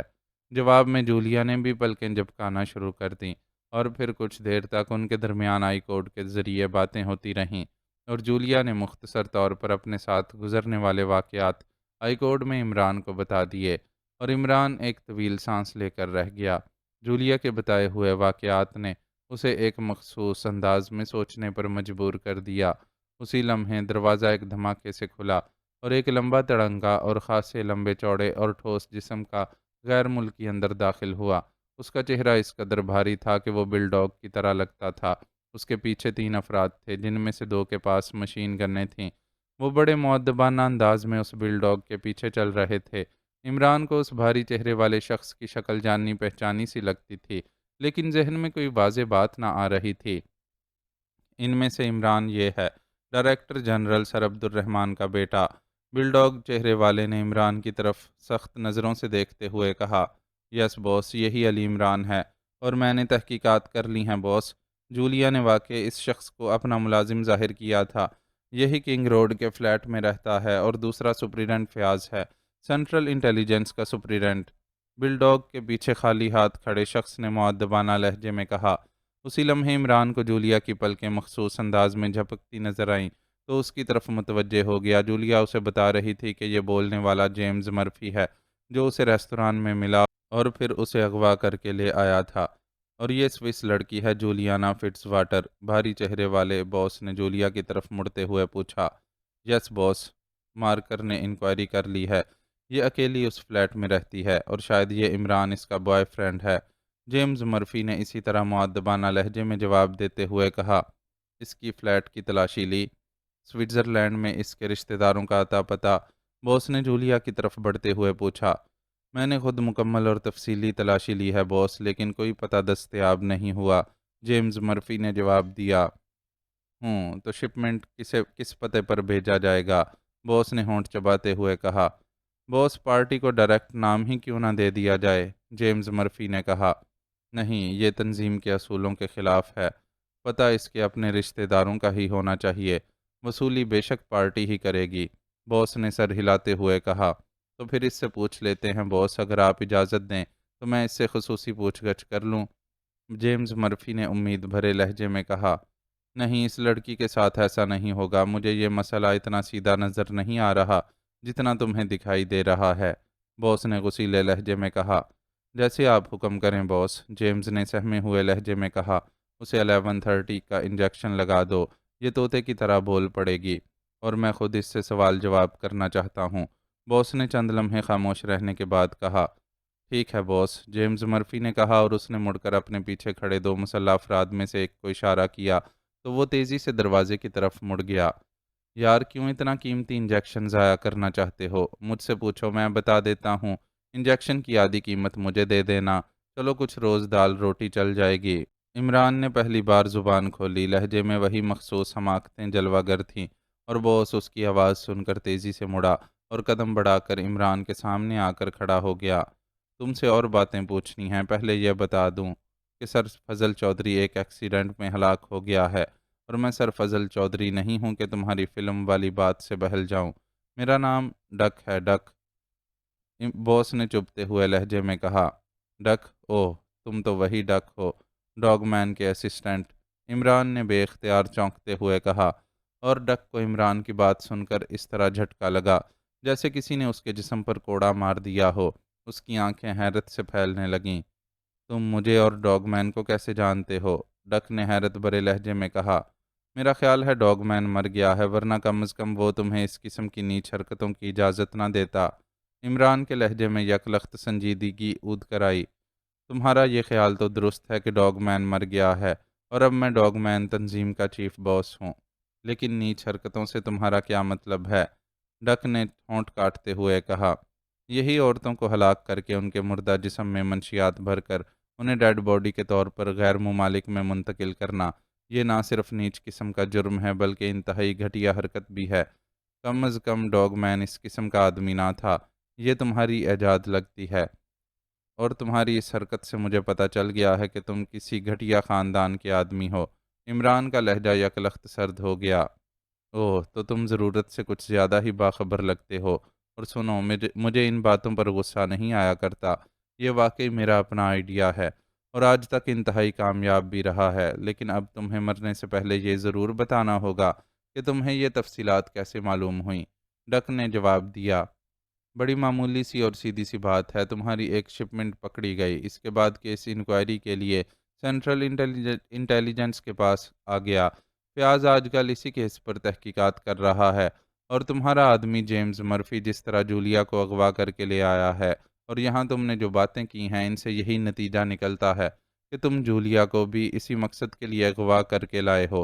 اور جہاں تک ڈاگ مین اور تمہارا تعلق ہے، میں نے تمہیں ایک بار ڈاگ مین کے ساتھ دیکھا تھا، اس لیے مجھے تمہاری کچھ شکل یاد آ رہی تھی، لیکن جب تم نے اپنا نام بتایا تو مجھے یاد آ گیا کہ ڈاگ مین نے تمہارا تعارف اس نام سے کرایا تھا، اور یہ کہا تھا کہ یہ میرا اسسٹنٹ ہے۔ عمران نے بڑے سادہ سے لہجے میں پوری وضاحت کرتے ہوئے کہا۔ تم ڈاگ مین سے کب ملے تھے اور کس حیثیت سے؟ ڈک نے حیرت بھرے لہجے میں پوچھا۔ یہ تو ڈاگ مین زندہ ہوتا تو وہ تمہیں بتاتا کہ میری کیا حیثیت ہے۔ البتہ اتنا بتا دوں کہ جب ڈاگ مین سونے کی تلاش کے چکر میں بلو سٹار کے ہاتھوں پھنس گیا تھا تو میں نے ہی اپنی جان پر کھیل کر اس کی جان بچائی تھی، اور ڈاگ مین نے میرے پیر چھو کر قسم کھائی تھی کہ وہ مجھے ہمیشہ اپنا محسن سمجھے گا۔ عمران نے اسپاٹ لہجے میں جواب دیا۔ اوہو، تم کہیں پرنس آف ڈمپ تو نہیں ہو؟ مجھے یاد ہے کہ ڈاگ مین بلو سٹار کا قصہ اکثر سنایا کرتا تھا، اور وہ بتاتا تھا کہ پرنس آف ڈمپ نے اس کی جان بچائی تھی، اس طرح کہ اسے آج تک یقین نہیں آتا کہ کوئی شخص دوسرے کی خاطر اس قدر خطرے میں اپنے آپ کو ڈال سکتا ہے۔ ڈک کے لہجے میں بے پناہ حیرت تھی۔ یہ میرا پرانا نام ہے، بہرحال میں نے سپر فیاض سے وعدہ کیا تھا کہ اسے ذائچہ بنا کر اس کیس کے بارے میں بتاؤں گا، اور اب میں کم از کم اس سے سرخرو ہو گیا ہوں۔ ذائچہ تو ایک طرف، میں نے تو اصل مجرم ماں ثبوت اس کے سامنے کھڑے کر دیے ہیں۔ عمران نے مسکراتے ہوئے کہا۔ سنو، میرا نام ڈک ہے، ڈک۔ میں ایسے معاملات میں صرف بزنس پر نظر رکھتا ہوں۔ اگر تم نے ڈاگ مین کی جان بچائی تھی تو ڈاگ مین مر چکا ہے، اس لیے ڈاگ مین کا نام لے کر مجھ سے کوئی رعایت حاصل نہیں کر سکتے، اور اب تمہارا زندہ رہنا چونکہ میرے اور میری تنظیم کے لیے خطرناک ہو گیا ہے، اس لیے میں تمہیں اور تمہارے ساتھی سپر فیاض دونوں کو موت کی سزا دیتا ہوں۔ ڈک نے تیز لہجے میں کہا۔ تمہارا خیال غلط ہے، میں نے کبھی کسی مجرم سے کوئی رعایت طلب نہیں کی، اور تم تو ویسے بھی ذلیل ترین اور کمینگی کی حد تک گھٹیا مجرم ہو، تم سے بات کرنا بھی میں اپنی توہین سمجھتا ہوں۔ عمران نے انتہائی حقارت بھرے لہجے میں جواب دیتے ہوئے کہا۔ اوکے، سزا پر عمل درآمد کیا جائے۔ ڈک نے یکلخت مڑ کر مسلح شخص سے مخاطب ہو کر کہا۔ اس کا لہجہ بے حد ٹھنڈا تھا، وہ واقعی انتہائی سرد مزاج مجرم تھا، اور عمران کے نقطۂ نظر سے اس قسم کے مجرم سب سے خطرناک ہوتے ہیں۔ یس باس، اس مسلح شخص نے کہا، اور اس نے مشین گن یکلخت سیدھی کر کے اس کا رخ عمران کی طرف کر دیا، اور اس کی انگلی تیزی سے ٹریگر کی طرف رینگی۔ عمران اسی طرح بے بسی کے سے انداز میں بندھا ہوا مشین گن کی نال کے سامنے کھڑا تھا۔ فیاض اور جولیا دونوں نے آنکھیں بند کر لیں۔ دوسرے لمحے مشین گن چلنے کی آواز میں انسانی چیخ کی آواز بھی شامل ہو گئی۔ ٹائیگر نے اپنی موٹر سائیکل رانسن بار کے سامنے روکی اور پھر اچھل کر نیچے اترا اور تیزی سے قدم اٹھاتا بار کے مین گیٹ کی طرف بڑھ گیا۔ اس وقت وہ گنڈوں کے مخصوص لباس میں تھا، چست اور آدھے بازوؤں والی بنیان، جینز کی تنگ پتلون اور گلے میں سرخ رنگ کا رومال اور چہرے کا میک اپ ایسا کہ دیکھتے ہی محسوس ہو جائے کہ اس کا تعلق زیر زمین دنیا سے ہے۔ اس کی یہ عادت سی بن گئی تھی کہ وہ جب بھی فارغ ہوتا زیر زمین دنیا کی سرگرمیوں میں باقاعدہ حصہ لیتا، اور اب تو اس نے یہ میک اپ مستقل طور پر اپنا لیا تھا، اور اس میک اپ میں اس کا نام بلیک کوبرا تھا، اور کئی ماہ تک مسلسل ادھم مچانے کے بعد اب زیر زمین دنیا میں اس نے اپنی ایک باقاعدہ حیثیت منوا لی تھی، اور اچھے اچھے لوگ اب بلیک کوبرا کے نام اور سرگرمیوں سے واقف ہو چکے تھے۔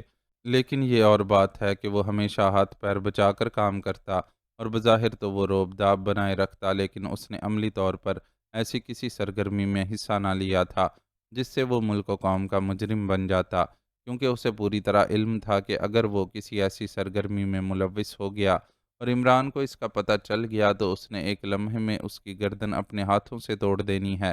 وہ عمران کی فطرت اور اس کے اصولوں سے اچھی طرح واقف تھا۔ زیر زمین سرگرمیوں میں بھی وہ صرف اس لیے حصہ لیتا تاکہ عمران کے کسی مشن کے لیے کوئی کام کر سکے۔ اس دنیا سے متعلق ہونے کی وجہ سے بعض اوقات ایسی باتیں اس کے کانوں تک پہنچ جاتی تھیں جو باہر کا آدمی کسی صورت بھی نہ سن سکتا تھا۔ گزشتہ کئی ماہ سے وہ قطعی فارغ تھا۔ عمران نے اس سے رابطہ قائم نہ کیا تھا، اور وہ جانتا تھا کہ عمران صرف ضرورت کے وقت ہی اس سے رابطہ قائم کرے گا، ورنہ وہ فارغ تھا۔ گزشتہ کئی ماہ سے بلیک کوبرا زیر زمین دنیا میں خاصا سرگرم تھا۔ آج بھی وہ حسب معمول رانسن کلب میں وقت گزارنے آیا ہوا تھا۔ یہ کلب اسے اس لیے پسند تھا کہ یہاں زیادہ تر زیر زمین دنیا کے گرگے آتے جاتے تھے، اور بوڑھا رانسن جو اس بار کا مالک تھا وہ بلیک کوبرا سے خاصا متاثر تھا، اس لیے وہ اپنا زیادہ تر وقت رانسن کلب میں ہی گزارتا تھا۔ بار روم میں داخل ہوتے ہی وہ جیسے ہی اپنی مخصوص میز کی طرف بڑھا جو رانسن کے حکم کے مطابق اس کے لیے مستقل طور پر ریزرو رہتی تھی، کہ ایک ویٹر تیزی سے اس کی طرف بڑھا۔ آپ کو بڑے باس یاد کر رہے ہیں، ویٹر نے مؤدبانہ لہجے میں ٹائیگر سے مخاطب ہو کر کہا۔ بڑے باس سے اس کا مطلب رانسن تھا۔ او اچھا، کہاں ہیں وہ؟ ٹائیگر نے چونکتے ہوئے پوچھا۔ وہ اپنے دفتر میں ہیں، انہوں نے کہا تھا کہ جیسے ہی آپ آئیں آپ کو پیغام دے دیا جائے، ویٹر نے اسی طرح مؤدبانہ لہجے میں جواب دیتے ہوئے کہا۔ اچھا ٹھیک ہے، ٹائیگر نے سر ہلاتے ہوئے کہا، اور تیز تیز قدم اٹھاتا کاؤنٹر کی سائڈ پر موجود ایک راہداری کی طرف بڑھ گیا جس کے اختتام پر رانسن کا دفتر تھا۔ دفتر کا دروازہ کھول کر وہ اندر داخل ہوا تو میز کے پیچھے بیٹھا بوڑھا رانسن ٹیلی فون پر کسی سے باتیں کر رہا تھا۔ ٹائیگر سائڈ پر رکھی کرسی پر جا کر اطمینان سے بیٹھ گیا۔ اسی لمحے رانسن نے گفتگو ختم کر کے ریسیور رکھ دیا اور پھر غور سے ٹائیگر کو دیکھنے لگا۔ تم آ گئے کوبرا، میں کافی دیر سے تمہارا انتظار کر رہا تھا، رانسن نے دھیمے لہجے میں کہا۔ بات کیا ہے؟ ٹائیگر نے اسپاٹ لہجے میں کہا۔ بات بڑی گہری ہے، ایک شرط پر بتاتا ہوں کہ اگر تم سے یہ بات چیت نہ بن سکے تو تم نے اسے لیک آؤٹ نہیں کرنا، رانسن نے اس طرح تذبذب بھرے لہجے میں کہا جیسے وہ بات کرتے ہوئے ہچکچا رہا ہو۔ تم کھل کر بات کرو رانسن، بلیک کوبرا کا سینہ رازوں کا مدفن ہے، ٹائیگر نے منہ بناتے ہوئے کہا۔ یہاں ایک پارٹی غیر ملکی نیا دھندا کر رہی ہے، وہ اس میں کافی کامیاب جا رہی ہے۔ اس کی مخالف پارٹی نے مجھ سے بات کی ہے، وہ چاہتے ہیں کہ انہیں توڑ کر اس دھندے پر خود قبضہ کیا جائے۔ رانسن نے ادھر ادھر دیکھتے ہوئے آگے کی طرف جھک کر بڑے رازدارانہ انداز میں کہا۔ تمہیں تو کسی جاسوسی فلم میں کوئی کردار ادا کرنا چاہیے رانسن، تم تو اب خواہ سسپنس پیدا کرنے کے عادی ہو گئے ہو۔ سیدھی طرح بات کرو، کیا دھندا ہے، کون سی پارٹی ہے، ہم نے کیا کرنا ہے، کتنی رقم کی آفر ہے؟ ٹائیگر نے برا سا منہ بناتے ہوئے کہا۔ ڈاگ مین کا نام کبھی سنا ہے؟ رانسن نے اور زیادہ دھیمے لہجے میں کہا۔ ڈاگ مین؟ وہ کون ہے؟ میں نے تو یہ نام کبھی نہیں سنا، اور ویسے بھی کچھ عجیب سا نام ہے۔ ٹائیگر نے چند لمحے سوچنے کے بعد انکار میں سر ہلاتے ہوئے کہا۔ کچھ عرصہ پہلے ڈاگ مین یورپ کا ایک نامی گرامی مجرم تھا، اس کی تنظیم کا نام بھی ڈاگ مین تھا، ہر قسم کے جرائم کا شہنشاہ سمجھا جاتا تھا۔ اب وہ مر چکا ہے اور ڈاگ تنظیم کا سربراہ اس کا اسسٹنٹ ڈک بن چکا ہے، اور ڈک نے گزشتہ چند سالوں میں صرف منشیات کی سمگلنگ میں اپنے آپ کو مخصوص کر لیا ہے، اور وہ اس دھندے میں خاصا کامیاب بھی رہا ہے۔ اب اس نے ایک نیا طریقہ ایجاد کیا ہے، منشیات کی اسمگلنگ کا۔ انتہائی عجیب و غریب، رانسن نے کہا۔ کیا طریقہ نکالا ہے؟ ٹائیگر نے دلچسپی لیتے ہوئے پوچھا، کیونکہ یہ اس کے مطلب کی باتیں تھیں۔ انتہائی عجیب و غریب اور انتہائی کامیاب۔ وہ ایسی عورتیں ڈھونڈتا ہے جن کا اتا پتہ پوچھنے والے کم ہوں، پھر انہیں ہلاک کر کے ان کے پیٹ سے ہر چیز صاف کر دیتا ہے۔ اس کے بعد اس عورت کے پیٹ میں منشیات بھر کر پیٹ کو بڑے ماہرانہ انداز میں سی دیتا ہے۔ اس کے بعد وہ لاش باقاعدہ غیر ممالک کو ڈیڈ باڈی کی صورت میں بھیجی جاتی ہے، جہاں اس کے فرضی رشتہ دار اسے وصول کر لیتے ہیں۔ اس کے بعد باقاعدہ تمام کارروائیاں کرنے کے بعد اسے دفن کر دیا جاتا ہے، اور دفن کرنے کے بعد رات کو قبر کھودی جاتی ہے، منشیات نکالی جاتی ہیں اور قبر دوبارہ بند کر دی جاتی ہے۔ اس طرح کسی کو کانوں کان خبر نہیں ہوتی اور مال سمگل ہو جاتا ہے۔ اس تابوت میں کوئی مشتبہ چیز ہوتی ہی نہیں۔ پھر وہ عورت اصل ہوتی ہے اور تازہ مردہ ہوتی ہے۔ اس کے علاوہ دوسری بات یہ کہ انسانی جلد کی وجہ سے منشیات کو چیک کرنے والے آلات بھی فیل ہو جاتے ہیں، اور آخری بات یہ کہ کسی کے تصور میں بھی یہ نہیں آ سکتا کہ اس عورت کے پیٹ میں منشیات بھر کر باقاعدہ اسمگلنگ کی جا رہی ہے۔ ہر شخص مردے کو احترام دیتا ہے، زیادہ سے زیادہ چیکنگ بھی ہوتی ہے تو تابوت کی، اور بس، رانسن نے کہا، اور ٹائیگر کی آنکھیں حیرت سے پھیلتی چلی گئیں۔ واقعی اس کے تصور میں بھی نہ تھا کہ اس حد تک کمینگی پر بھی کوئی اتر سکتا ہے۔ اوہ، بڑا ہی عجیب اور ظالمانہ طریقہ ہے رانسن، ٹائیگر نے ہونٹ کاٹتے ہوئے کہا۔ ہاں، کسی حد تک اسے ظالمانہ بھی کہا جا سکتا ہے، لیکن تم جانتے ہو کہ ہم لوگوں کے لیے کسی کو مارنا یا خود مر جانا کوئی اہمیت نہیں رکھتا۔ انسانی جان کی بجائے مال ہماری نظروں میں زیادہ اہمیت رکھتا ہے، اور تم خود سوچ سکتے ہو کہ ایک شپمنٹ کے ذریعے کتنا بڑا مال آسانی سے اسمگل ہو جاتا ہے، رانسن نے کہا۔ بالکل ہو جاتا ہے، بڑا کامیاب اور محفوظ طریقہ ہے ان لیڈی کلرز کا، ٹائیگر نے سر ہلاتے ہوئے کہا۔ لیڈی کلرز، اوہ، اچھا نام ہے۔ بہرحال ڈاگ مین تنظیم آج کل یہی دھندا کر رہی ہے، اور انتہائی کامیابی سے آج تک اس کی ایک شپمنٹ بھی نہیں پکڑی گئی۔ ایک شپمنٹ پر ذرا سا مسئلہ ہوا تھا تو ڈاگ مین کے آدمیوں نے وہاں سارا معاملہ ہی صاف کر دیا تھا۔ اور یہ بھی بتا دوں کہ ڈاگ مین یہ دھندا یہاں پاک ایشیا میں کر رہی ہے، رانسن نے کہا۔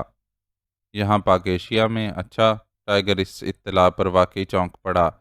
ہاں، یہاں، اور تمہیں معلوم ہے کہ یہاں سے اگر منشیات کی ایک بھاری کھیپ بھی یورپ یا ترقی یافتہ ممالک میں اسمگل کی جائے تو کتنا بڑا مال بن جاتا ہے، رانسن نے کہا۔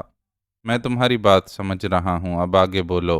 ڈاگ مین یا ڈک تو یہ دھندا کر رہا ہے، تم یا تمہاری پارٹی کیا چاہتی ہے؟ کیا وہ بھی یہی دھندا کرنا چاہتی ہے؟ ٹائیگر نے کہا۔ میری پارٹی کو اس کامیاب دھندے کی اطلاعات مل گئی ہیں۔ گو وہ پارٹی بھی منشیات میں ملوث ہے، لیکن وہ ڈاگ مین تنظیم سے بہرحال کم درجے کی ہے، اس لیے وہ ڈاگ مین کے مقابلے میں یہ دھندا نہیں کرنا چاہتی، کیونکہ بات ظاہر ہوتے ہی ڈاگ مین اسے پیس کر رکھ دے گی۔ اس لیے وہ یہ چاہتی ہے کہ اس دھندے کی کسی سرکاری آدمی کو بھی اطلاع نہ ہو، اور ڈاگ مین کا پتہ بھی صاف کر دیا جائے۔ اس کا خاتمہ ہوتے ہی اس دھندے پر میری پارٹی کام کرنا چاہتی ہے، رانسن نے جواب دیا۔ تمہارا مطلب ہے کہ ہم نے ڈاگ مین تنظیم کا اس طرح خاتمہ کرنا ہے کہ کسی کو کانوں کان خبر نہ ہو، ٹائیگر نے سر ہلاتے ہوئے کہا۔ ہاں، مطلب یہی ہے۔ ہماری پارٹی کا تعلق بھی یورپ سے ہے، اور اس کا باس کسی زمانے میں میرا بہترین دوست رہا ہے، اور وہ میری صلاحیتوں سے بھی اچھی طرح واقف ہے۔ گو میں اب بوڑھا ہو کر خود عملی زندگی چھوڑ چکا ہوں، لیکن وہ جانتا ہے کہ اگر میں چاہوں تو ڈاگ مین کا خاتمہ کرا سکتا ہوں۔ چنانچہ اس نے مجھ سے بات کی ہے، اور میں نے حامی بھر لی ہے، کیونکہ یہ میرے مطلب کا کام ہے، اور آفر بھی بہت لمبی ہے، اور کام بھی محدود سا ہے، رانسن نے کہا۔ کام کیسے محدود ہو گیا؟ ڈاگ مین جیسی بین الاقوامی مجرم تنظیم کا خاتمہ محدود کام ہے؟ ٹائیگر نے حیران ہوتے ہوئے پوچھا۔ اوہ، پوری تنظیم کا خاتمہ تو ناممکن ہے۔ ہم نے تو صرف اس کے چیف باس ڈک کا خاتمہ کرنا ہے۔ ڈک کا خاتمہ ہوتے ہی اس تنظیم میں کوئی ایسا آدمی نہیں ہے جو اکیلے اس تنظیم کو چلا سکے، چنانچہ تنظیم لا محالہ خود بخود ٹوٹ جائے گی، اور چونکہ میری پارٹی ڈاگ مین کے بعد نمبر 2 ہے، اس لیے لازماً اس کے علاوہ ڈاگ مین کے باقی دھندوں پر بھی قبضہ کر لے گی۔ رانسن نے جواب دیا۔ تو ڈک کا خاتمہ کرنا ہے؟ ٹائیگر نے کہا۔ ہاں، صرف ڈک کا، لیکن یہ بھی بتا دوں کہ ڈک ڈاگ مین کا اسسٹنٹ رہا ہے، انتہائی ٹھنڈے دماغ کا شفاق ترین مجرم ہے، ذہنی طور پر حد سے زیادہ شاطر اور عیار آدمی ہے۔ بڑے بڑے مجرم اور بڑی بڑی تنظیمیں اس سے ٹکرا کر ختم ہو چکی ہیں، اس لیے ڈک کا خاتمہ کوئی معمولی بات نہیں، میرے خیال میں دنیا کا سب سے کٹھن کام ہے۔ رانسن نے باقاعدہ ڈک کی تعریف کرتے ہوئے کہا۔ اچھا ہوگا، اب تم مجھ سے کیا چاہتے ہو؟ ٹائیگر نے منہ بناتے ہوئے کہا۔ بات یہ ہے کہ میں اس سلسلے میں کسی گھٹیا درجے کے آدمی کو بھی نہیں ڈالنا چاہتا اور کسی گروپ کے ذمہ بھی یہ کام نہیں لگانا چاہتا۔ یہ ایسے آدمی کا کام ہے جو فری لانسر بھی ہو اور اصول پسند بھی، اور تیزی سے کام کرنے کی صلاحیتیں بھی رکھتا ہو۔ اور ان سب باتوں کو سوچتے ہوئے میرے ذہن میں تمہارا نام آیا ہے، اس لیے میں نے تم سے بات کی ہے۔ اگر تم کام کی حامی بھرو تو ٹھیک ہے، ورنہ پھر میں کوئی اور لاہیا عمل سوچوں گا۔ رانسن نے کہا۔ کتنی رقم دو گے؟ چند لمحے سوچنے کے بعد ٹائیگر نے پوچھا۔ $1,00,000۔ مجھے $2,00,000 کی آفر ہوئی ہے۔ 1,00,000 تمہارا، 1 میرا، اور باقی جو کوئی بھی اخراجات ہوں گے وہ بھی میں ادا کروں گا۔ بولو، منظور ہے؟ رانسن نے کہا۔ دیکھو رانسن، آفر تو خاصی معقول ہے، اور میں تمہاری طبیعت سے بھی واقف ہوں کہ تم کھرے اور صاف آدمی ہو، اس لیے تم جھوٹ بھی نہیں بول رہے، لیکن تم نے آفر ہی بہت کم قبول کی ہے۔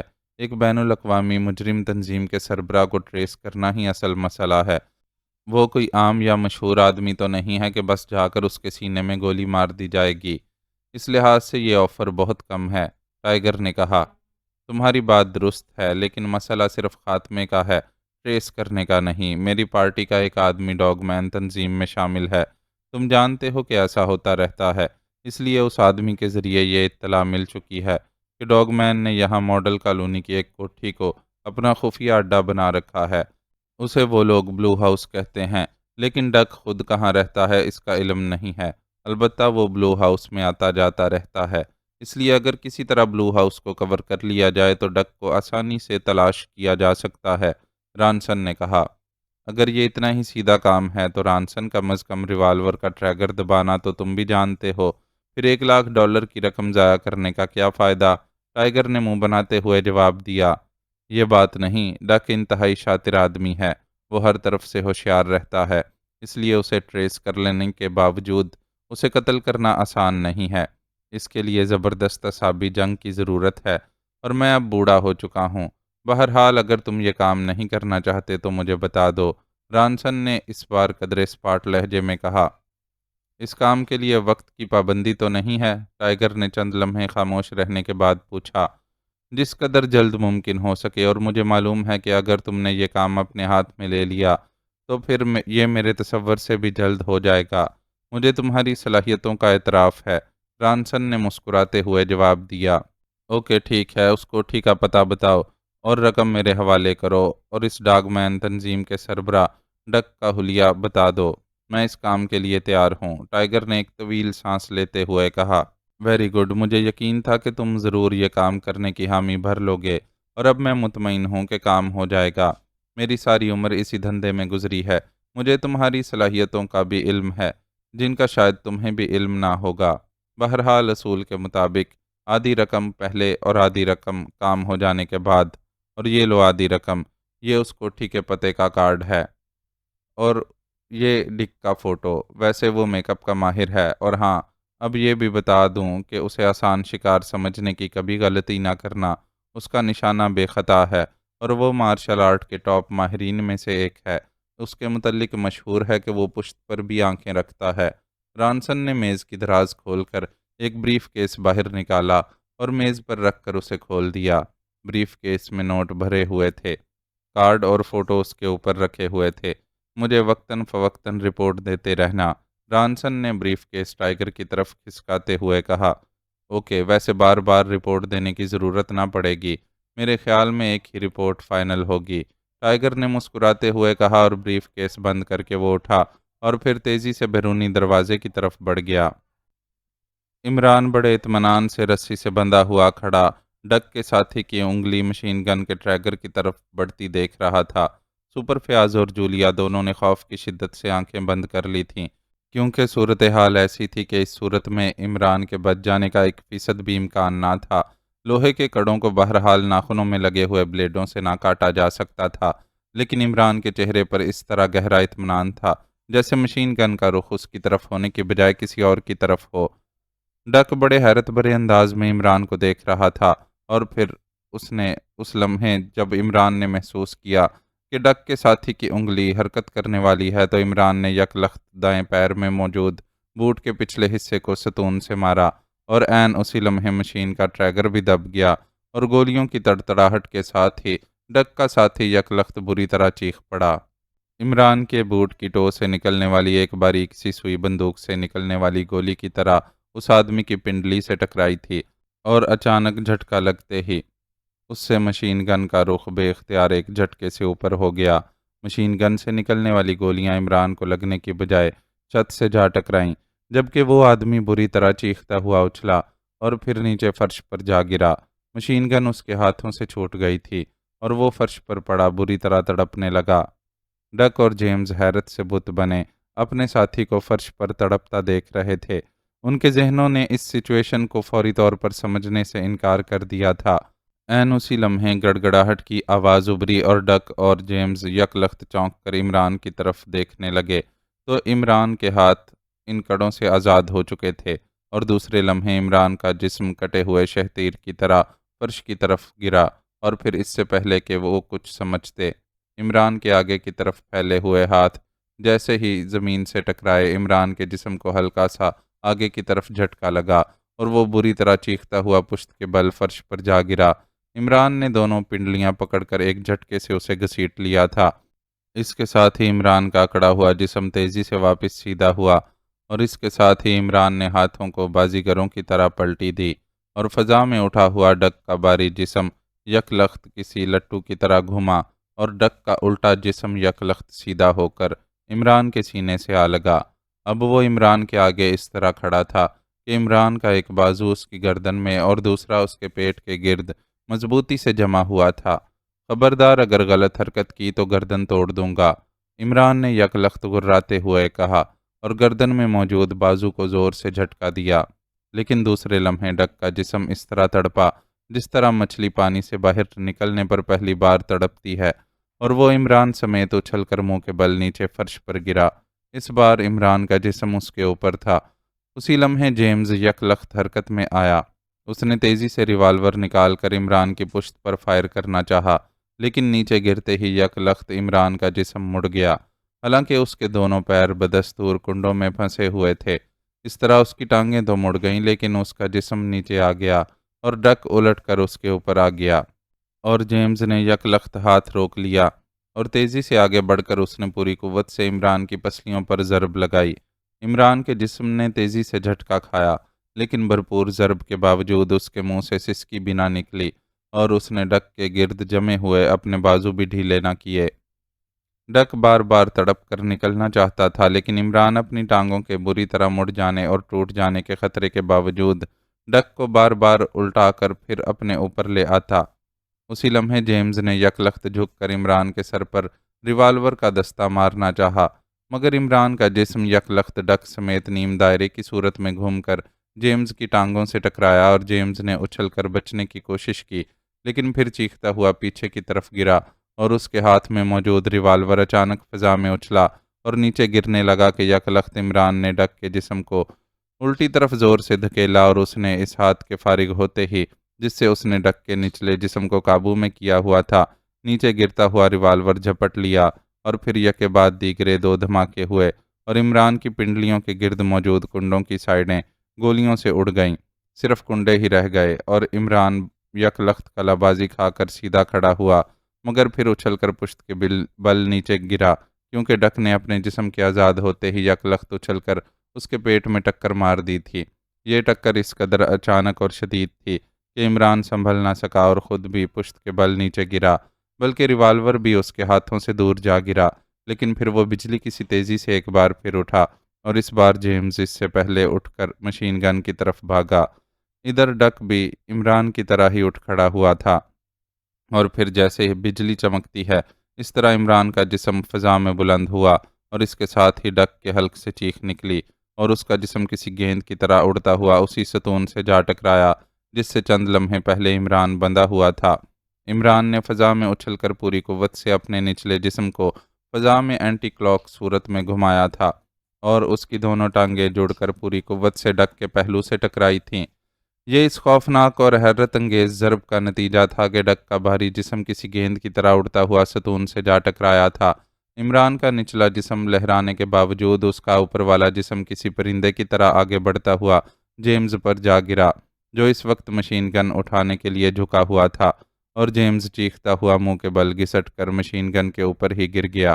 عمران کا نچلا جسم جیسے ہی توازن میں آیا، وہ کوہنیوں کے بل پر قلابازی کھا گیا، لیکن وہ اپنے ساتھ ہی جیمز کے جسم کو بھی اٹھاتا ہوا لے گیا، اور پھر جب عمران کی پشت فرش سے لگی، جیمز بری طرح چیختا ہوا الٹ کر پچھلی دیوار سے جا لگا، اور عمران ایک لمحے کے 1000ویں حصے میں اکڑوں بیٹھا، اور پھر بجلی کسی تیزی سے سیدھا ہوا تو فرش پر پڑی ہوئی مشین گن اس کے ہاتھوں میں تھی، لیکن اس دوران ڈک ستون سے ٹکرا کر نہ صرف فرش سے اٹھنے میں کامیاب ہو چکا تھا، بلکہ اس نے کسی عقاب کی طرح بیرونی دروازے کی طرف چھلانگ بھی لگا دی تھی، اور عین اسی لمحے جب اس کا جسم دروازے میں پہنچا، اس کا وہ ساتھی جو جولیا کے لیے انجیکشن لینے گیا تھا دروازے پر نمودار ہوا، اور عمران نے بھی اسی لمحے مشین گن کا ٹریگر دبا دیا۔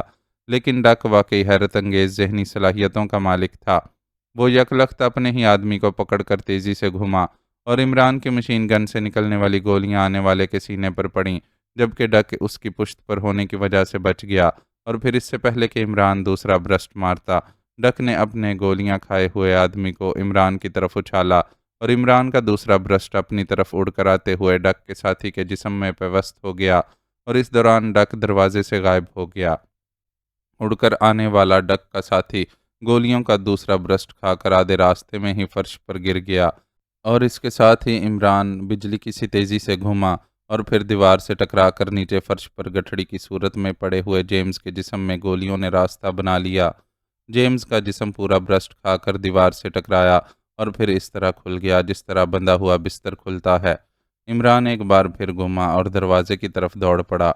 وہ دروازے میں ایک لمحے کے لیے رکا، دوسرے لمحے اس نے راہداری میں برسٹ مارا اور اچھل کر راہداری میں آ گیا اور بے تحاشا دوڑتا ہوا آگے کی طرف بڑھنے لگا۔